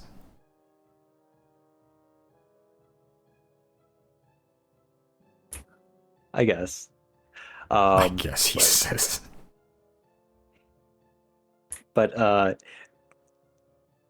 I thought it would be interesting for you, and it could be urgent. I don't know. Might learn some things. I'll give it a shot. I don't think I've ever been anywhere that cold. I'll try to find some clothes in the meantime. Sounds good. But yeah, I guess we'll talk to you later then. Yeah, sure, yeah. Yeah. See you later. And then I'll end the dream. Yeah. Ending the dream, letting Mondo sleep with another night of cold sweats after talking to you. I wonder guess- if he's not actually sinister and he just straight up has like crippling anxiety. Who knows? Not even the corners really know much about him. I guess like during those 3 days, I'll actually read the book. Sure. Make an intelligence check. Just general intelligence.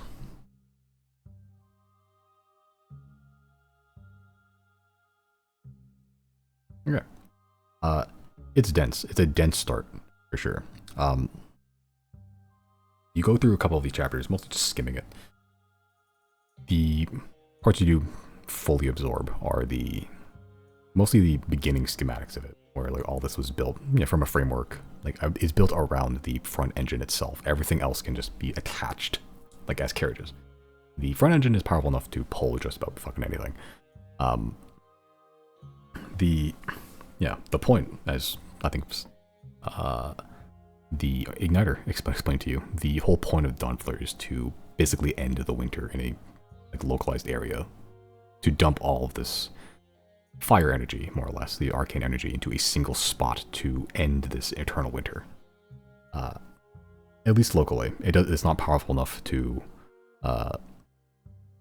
do it for the entire continent, though near the ends of some of the like theses and talking of the limits of how much power like this would have.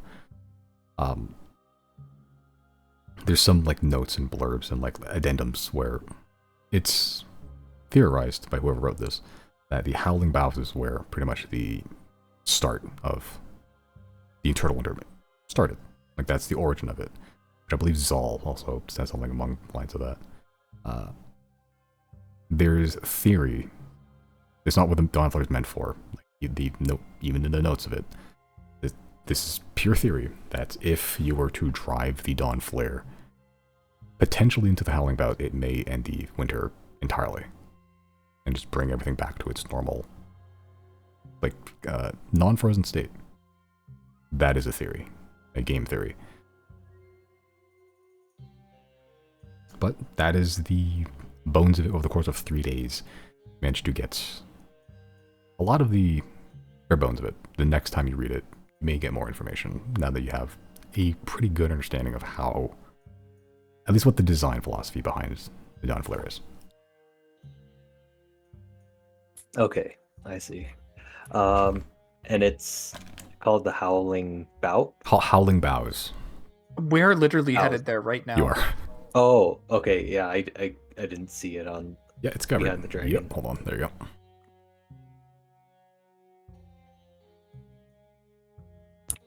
Okay, so literally where we're going.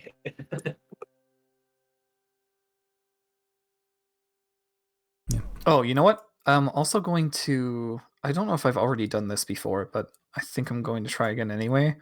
I'll send to Yule and I'll ask, hey, any update on traffic around there?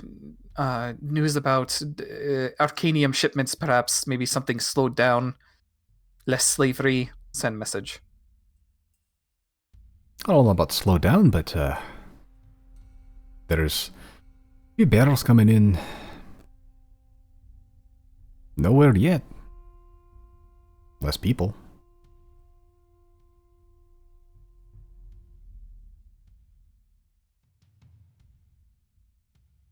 I'll send again. Less people? As in people are leaving the town? For large swaths of time? Perhaps permanently? Send a message. Less people that look like they don't want to be here. Rough tumble people, plenty. Interesting. Alright, I'll leave it at that.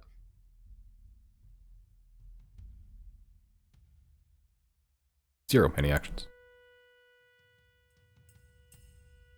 Where are we on the dragon? On the dragon, heading towards the Howling Boughs, which we've never been to before. That is where the commission is believed to reside. At least that's what they said. And we have 3 days. 3 days from Teague to there, yes. Okay, I'm gonna teleport to the bathhouse. Teleport to the bathhouse. How much was the bathhouse again? Let's see.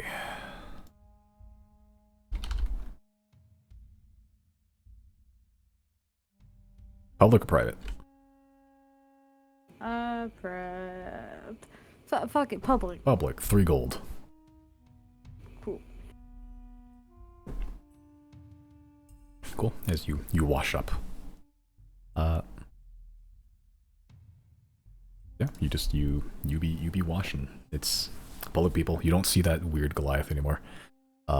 Johnny Johns, or whatever his name was. Just make a perception check. I'm so good at those. You are. You're gonna roll great, I promise you. Average.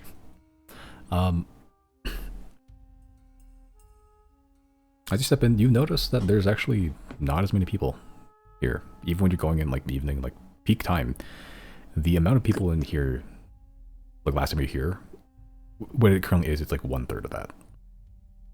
Good. Yeah, the most people see here, and even the public bath is like maybe 12 people, like total.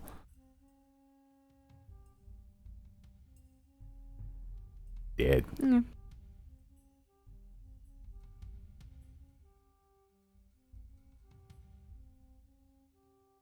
Okay. Yeah, teleported to the bathhouse. It's washing up. Soap. You add another like whatever like merchandise they have there. Just add to the collection. Here's something of a Yeah. Do they have a punch card? bunch of great. Have a little Tybee Island shirt. I went to a Gora bathhouse. All I got was this lousy shirt. A keychain or perhaps a fridge magnet, something. Fridge magnets. Witchcraft. Yeah. Any other actions for anybody? Nope. Okay. Could I do one more dream? Sure. Who are you going to? I'll do Tannen Lorig. Okay. Yeah, as you dream Tannen Lorig, you see the ostentatious man, bronze skin, like goatee, like with a little silver ring around it, keeping it together, long flowing hair, and just like purple silver robes. Hi, hey, hi, dream. This happened again. Happened once before, right? This feels I familiar. believe so. Yeah. Yeah. Hopefully it's not too much of an intrusion. Oh no, no, this is not intrusion. This is a privilege. Anyone who thinks this is an invasion of privacy is crazy. Yeah, that was kind of my thoughts as well. Anyways, I just wanted to ask, because you're part of it, I guess, trading company.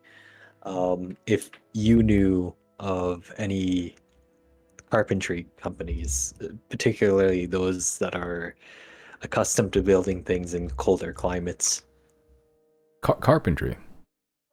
Yeah. Colder. I mean, they don't specialize in like climate, better than wood. I can find some people that are pretty good. There's Caterwall Carpentry, Wilson's on woodworking. That's how it's spelled too, not woodworking. Woodworking. Dwarves. But rough and tumble, cold climates. Carpentry, wood. Well, what kind? Like fancy scrawling, or just like bare bones? Maybe something in the middle. Like, it would be nice to have, something that looked cozy. Okay, so all right. So all right. So yeah, I can do that. So something in the middle, not quite a hut, not quite a manor, just a house. One house builders. Or I was thinking more so like tavern or inn. Well, I mean, taverns and inns are just houses people buy and pay for a night. Sorry, I didn't mean to, to step on your idea. No. I mean, no, you're right. Yeah, inns and taverns are different. Yeah, I can do that. Lots of carpentry builders. Whereabouts do you want them?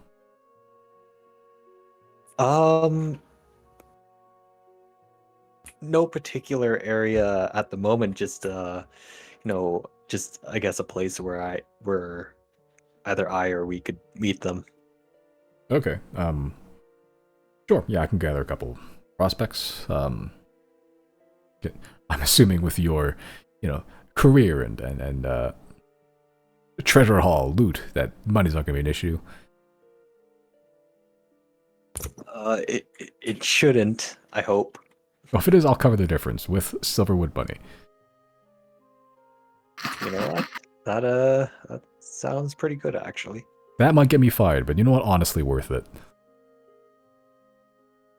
Actually, now that I know that everyone's kind of on the criminal spectrum, they might shoot me.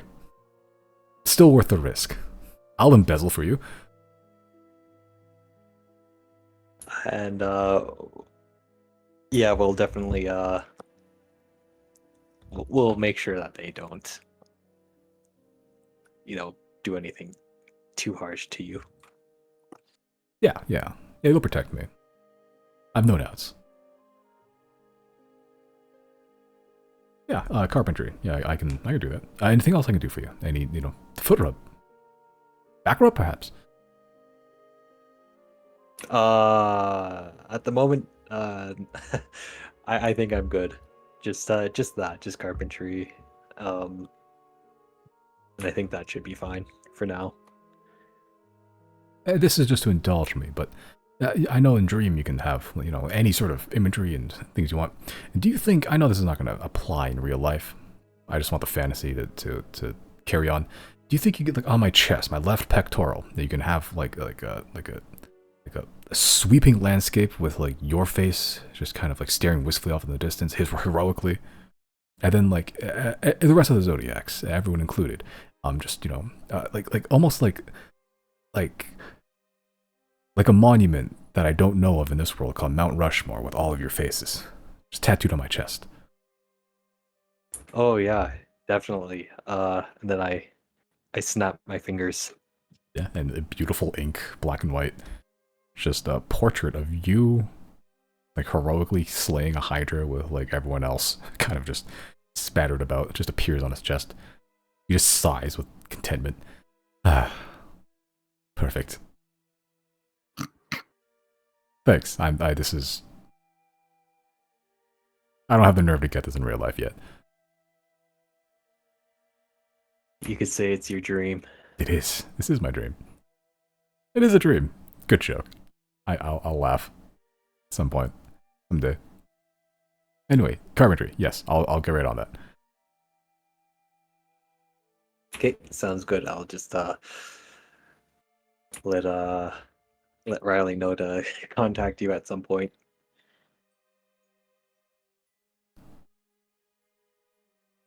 Okay, just let me know next episode. I'll keep you. I'll be somewhere about this. Once let me know when you're 10. I'll round up whatever prospects I could find. Okay, sounds good. Then I guess I'll head out now. Okay, and I'll resume my sleep with dreams of this beautiful tattoo on my chest. Sounds great. And then I end it. Okay, you end the dream. You awaken a cold sweat after having made that tattoo for him. Yeah. Attend looking for carpentry companies, just in case.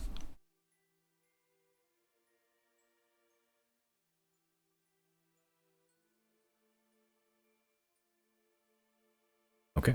Any more actions before you arrive at the Howling Boughs? None that I can think of. Okay. Yeah, as you're sort of... You have to fly, through the Divider's Range, which, for a dragon, not hard. But as you're sort of passing over it, you do see quite jagged. Snow-capped. You see some more elements of life than you'd think in Divider's Range. Looking down, you see various large monsters, some more camouflage than others, but not enough to hide from your eye when you look down, Riley. Some Yeti you can see just like perched upon some of the peaks looking over. Some smaller dragons, not enough to really care about you or be afraid of you. Hydras, you see like burrowing worms like going through them. Like, it's a weird how jagged it is. There is technically ecosystem here that has adapted to this frigid climate despite it being unnatural. But flying past that over the next day or so, you all at some point awake to see It's always storming in Thane. It's never not been storming. As you look ahead, when you all awake, the sun is a little brighter today. You see frozen water below you. You see ice sheets miles long. But you also see a storm, visibly. The snow today has stopped, but the storm still persists around this one localized position. Almost like a hurricane. It's not just blowing one direction, it's blowing in a circle. Like a cylinder. It's from where you're flying, has to be miles high. And you see at the center of it what looks like a tree. You're not sure what it actually is, but it looks tree-like. You see a giant frozen pillar rising up from in between, or in the middle, the eye of this hurricane, out of the hurricane, and then the branches, if they are wood, sort of arcing over the storm itself. That itself also likely a mile, 2 miles, like wide the canopy is. This thing rises as tall as a mountain. This huge, blue, glistening ice tree. And it's just parked here in the middle of nowhere. The storm itself also, while also miles high, miles wide, is only thanks to your height advantage. You can see any of the trunk at all. What meager bits of sunlight you can see reflecting off the ice and just making glints in your eye. But even from the ground level, you imagine you can see the canopy itself, this frozen ice tree just peeking over this huge raging storm. And somewhere, somehow, the commission is near here somewhere.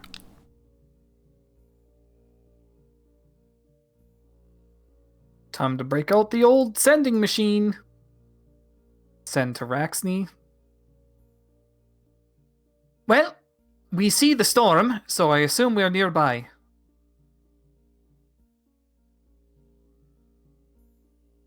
You get back pretty soon. Yes, we are at the base of the tree.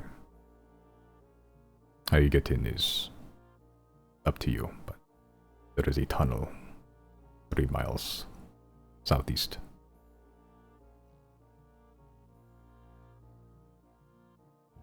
I'll turn to Zero. Zero, do you want to go through a tunnel, or do you want to just drop down?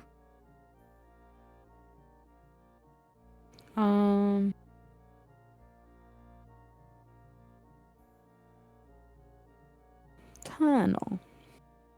Well, 3 miles southeast, he said. Let's do it. Okay. Yeah. Everyone make a perception check.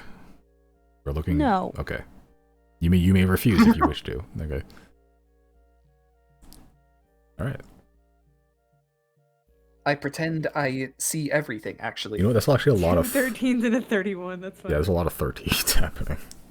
Unlucky. Or very lucky. Riley, you spot it. No one else does. It is. Oh no. It was hard to see. Incredibly hard to see. You literally needed I think 27, I believe. Because as you're looking above, not only is the tunnel not big, it's covered in snow. The only way you're able to see it is because one of the directions Rax, they give you, 3-ish miles southeast, which is just on the cusp of the edge of the storm. Like a couple, 200 more feet, and you're in the storm pretty much, or at least within the worst of it. That covered the entrance in snow, too. It looks like it hasn't been used in a long time either. Yeah, and it's not huge. Like, Polaris would not be able to fit in there.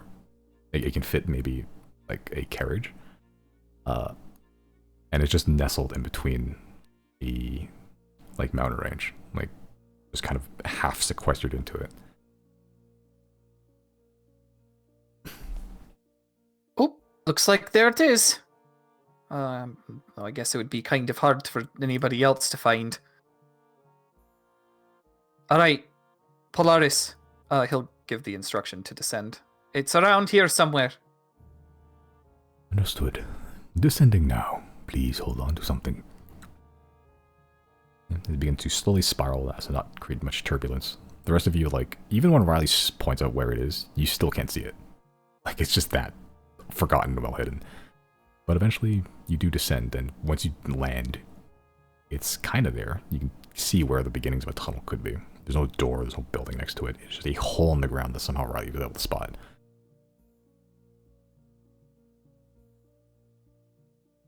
Okay, as you're on the ground now, the scale of this tree is beginning to really fuck with you.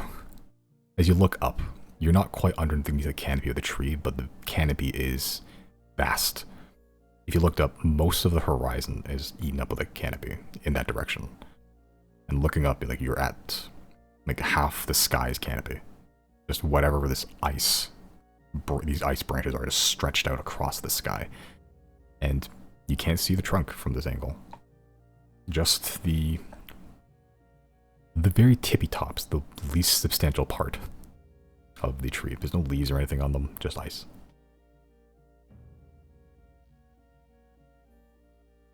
Okay, but you all disembark, try digging out the tunnel. Yep. Okay.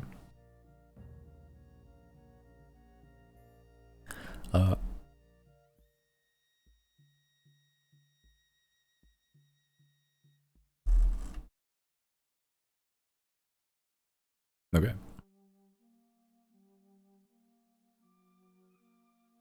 Yeah, as you all dig out the tunnel, it is just a tunnel. It's wide enough for two of you, three of you to fit abreast, shoulder to shoulder. As you're just walking, there's no torches, there's no really signs of life. The oldest, as you get further in, like the oldest signs of life you see are just long frozen footprints. Some of them fresher than others, like it's been used a couple of times, but you are the ones, the most recent people that have been here in a while. Just walking, the footsteps echoing across the ice and rock cavern. Not sure how they dug this out, or if it was always here, or if this was just luck and natural. But you just keep walking forward, even with, you know, several hundred feet of stone and ice and snow above you. You can hear the wind whipping through, rattling the tunnel you're in. The severity and strength of this storm is insane to reach this far down. As you're going for the next hour or so, eventually the wind begins to subside somewhat as you just keep going, cold, that your dark vision carries you through. You eventually emerge from the other side. The wind still whipping, but not nearly as loud as it was when you're reaching the worst of it. Seeming you went under it. The tunnel isn't straight the entire way, but once you hit the end, again covered in snow, which you all spent some time breaking out of. You are now within the storm. Mostly. Everyone make Constitution saving throws.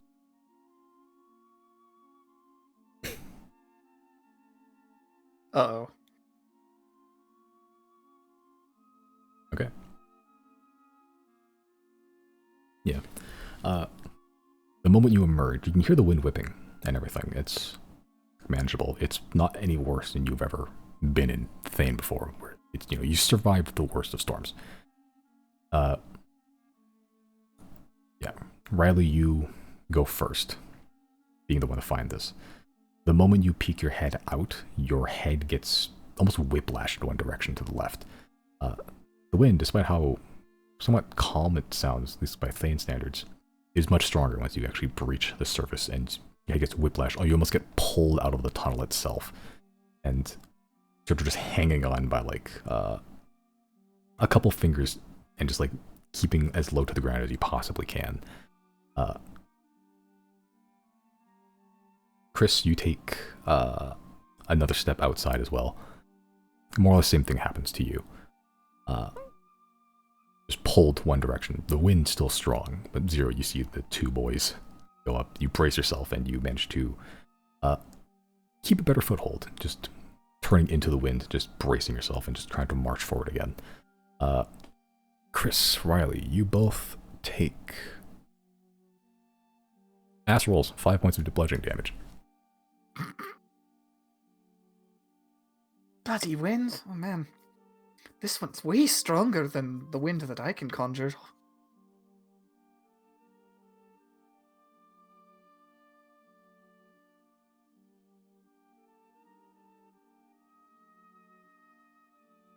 Okay, but you both, or all three of you, keep trudging along. You're still within the wind, and the snow picking up, or picked up by the wind as well, also kind of snow blinds you for a bit. The cutting flakes just shredding your cheek. Keep your head down, cover up as best you can, just trudge. You're trudging for the next hour again. Eventually, at some point, the wind in a gradual decline begins to subside as more sun begins to peek through, as more of this tree is visible. Eventually, the wind is not really an issue at all. In fact, there's really no clouds once you're inside. You are now in the almost somewhat calm place, despite how violent it is, just a couple feet behind you. You still hear the wind, but ahead, this huge tree, the trunk itself thousands of meters or feet thick, tall, miles tall, and now looking up above you without any clouds, and the sun coming in, the entire sky is covered in icicles, shards of ice, snow flakes. Looking down, you see this almost light show, this scintillating light being just refracted through all this ice, through all this snow, through all this water droplets, everything to just make every imaginable color across the snow around you. It's beautiful, despite how violent it is. And you're still a couple miles off from the actual trunk of the tree itself. And you just sort of keep trudging. Trudging. You're getting closer. As you do, you get to see more signs of life. You see some long ruined outhouses. You see like tents that have just been knocked over. And as you get closer to the base of the tree, you see more active signs of life. You see torches, lights. You see big trodden snow that have long been compacted and turned to just ice at some point. As well, you also see a stairway down as you get closer to the tree. At this point, as you're walking, the sun it hasn't really been that long since the sun rose, but in this season, the sun also sets pretty early as well. Just in time as you get to the base of the tree, the sun begins to die down.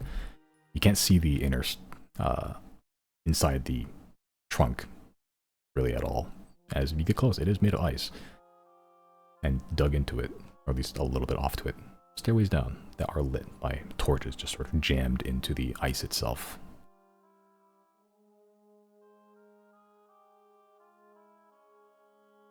Well, you make do with what you have, I guess. All ascending? Yep. Yeah. Yep. As you're descending, the steps reverberate, and they are made of ice. It is slippery, especially with the torches. They're almost kind of like melting and freezing at the same time, like making this almost permanently slick texture. But with care and with carefulness, you manage to get down safely. And it is a couple of minutes of walking. It's downwards, straight, 10, 20 minutes, 30 minutes of just walking down.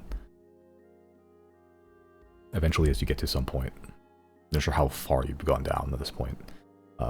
Chris, you've gone down hundreds of feet. You hear chatter, voices. You can't hear what they're making or they're saying, but their voices are bouncing up towards you. Everything's well lit. Eventually, you bottom out. It's not a huge chamber. The smell is musty. almost like old paper. Somewhat rotted.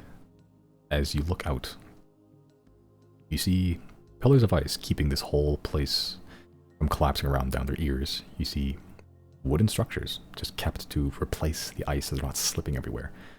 You see a giant ice wall, blue, opaque, ahead of you. Torches, you see desks, and mostly you see people, scholars, people in black robes, just going about their business, except most of them stopped when they saw you. You see that there is a lower level, where ahead of you there's like a wooden platform with a like railing ahead is where I believe Zero you scried on a couple times. And at it you see a human man, slick back, black hair, beard, pale. Raxney Lucette. She's just leaned on the railing as he sort of looks back at you. Sort of straightens himself up, dusts off his brown robe. Sort of like almost puffs up the fur around his collar for a bit. And just strides towards you. You have come. My apologies for the trek. It was not pleasant, I imagine. It never is. Well, I mean, you all had to go through it as well, so no sense in us complaining. There's a reason why we prefer teleportation. Definitely a safety measure. For Or some, rather, security measure. the best security is not being known. Hope you're not followed. Well, we have our anti-scry amulets on, so we shouldn't have been. No, that is a comfort. We are very close. Mere a couple of days before this being is fully recovered. We have an arm, a leg. The humanoid shape is still a ways off.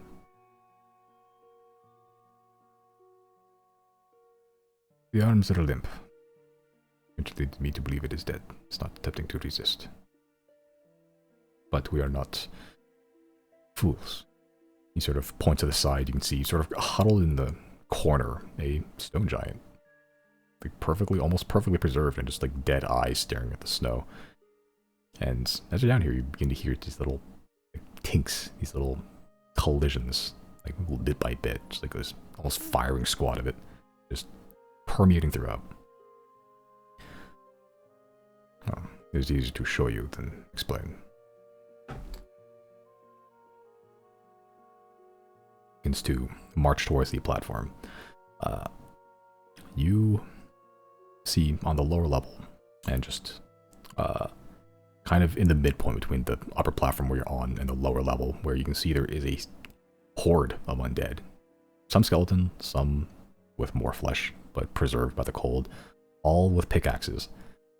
Some with swords, just standing in the back, but almost no scholars down there, no actual human flesh people. You haven't seen many, honestly, since you've been here.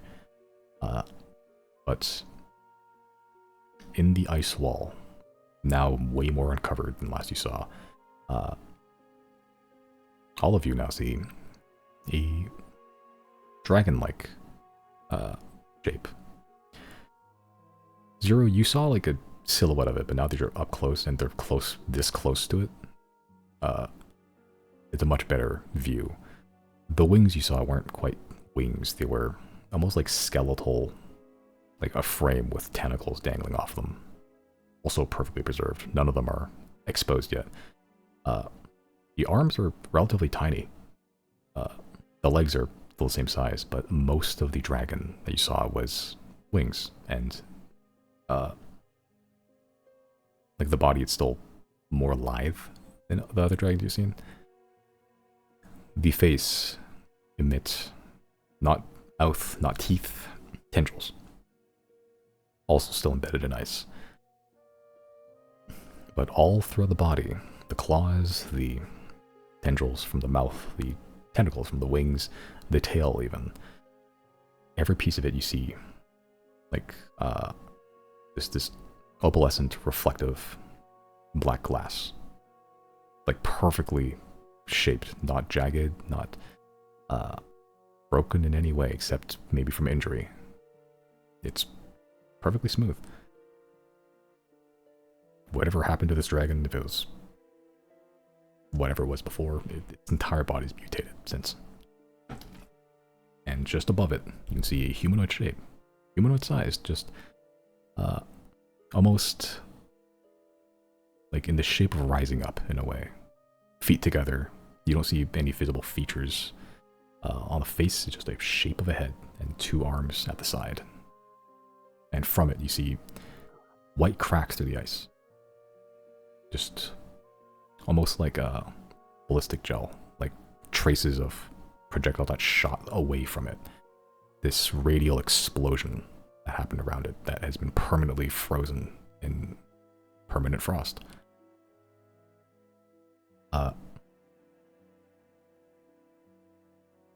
As you look down at the lower platform while all the undead are. You do see one scholar, actually. Just sat in the middle of this horde of undead. One armored undead with like a pole arm at the side. Rusted armor, broken. Scholar turns back up towards you. Elven man. It was a surprise to see that we working together. A happy reunion.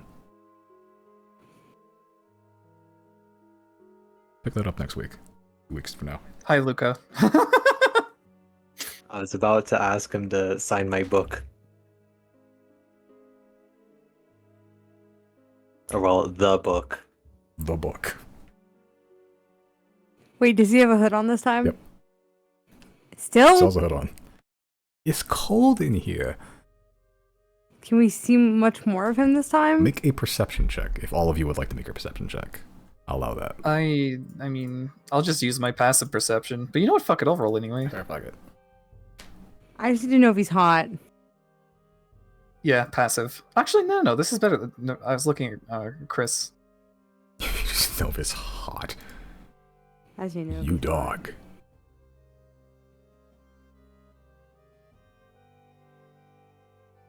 Okay. Yeah. Zero, you have no idea. You know that's Luca. For sure. You recognize that sharp-ass face anywhere. And he is somewhat pale. Chris, you recognize that's Luca. That's his robe. You also probably recognize this. That's the same undead thing that he had the entire time. Like, same one. The first time you met him. Riley, you pick up more. You can see that wry smile. You can see on the left cheek is a mark, like a brand almost. A small little hand just printed on the cheek. You also know that the hoods have like no slots for the elven ears, and the elven ears are pretty long. The right side of the hood raises up more than the left, which you didn't notice last time. Which leads to believe that he may be missing an ear.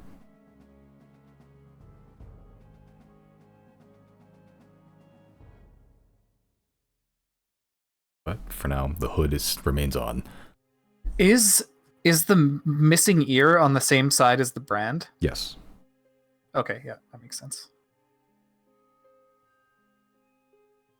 Yeah, but we'll pick that up 2 weeks from now. He hot? There's a hood on. Do you like hoods? Are hoods hot? He got a 32 perception. Yeah, there's a hood on.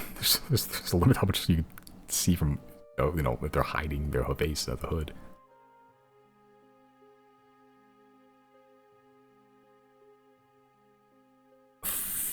$3,000 EXP for everybody.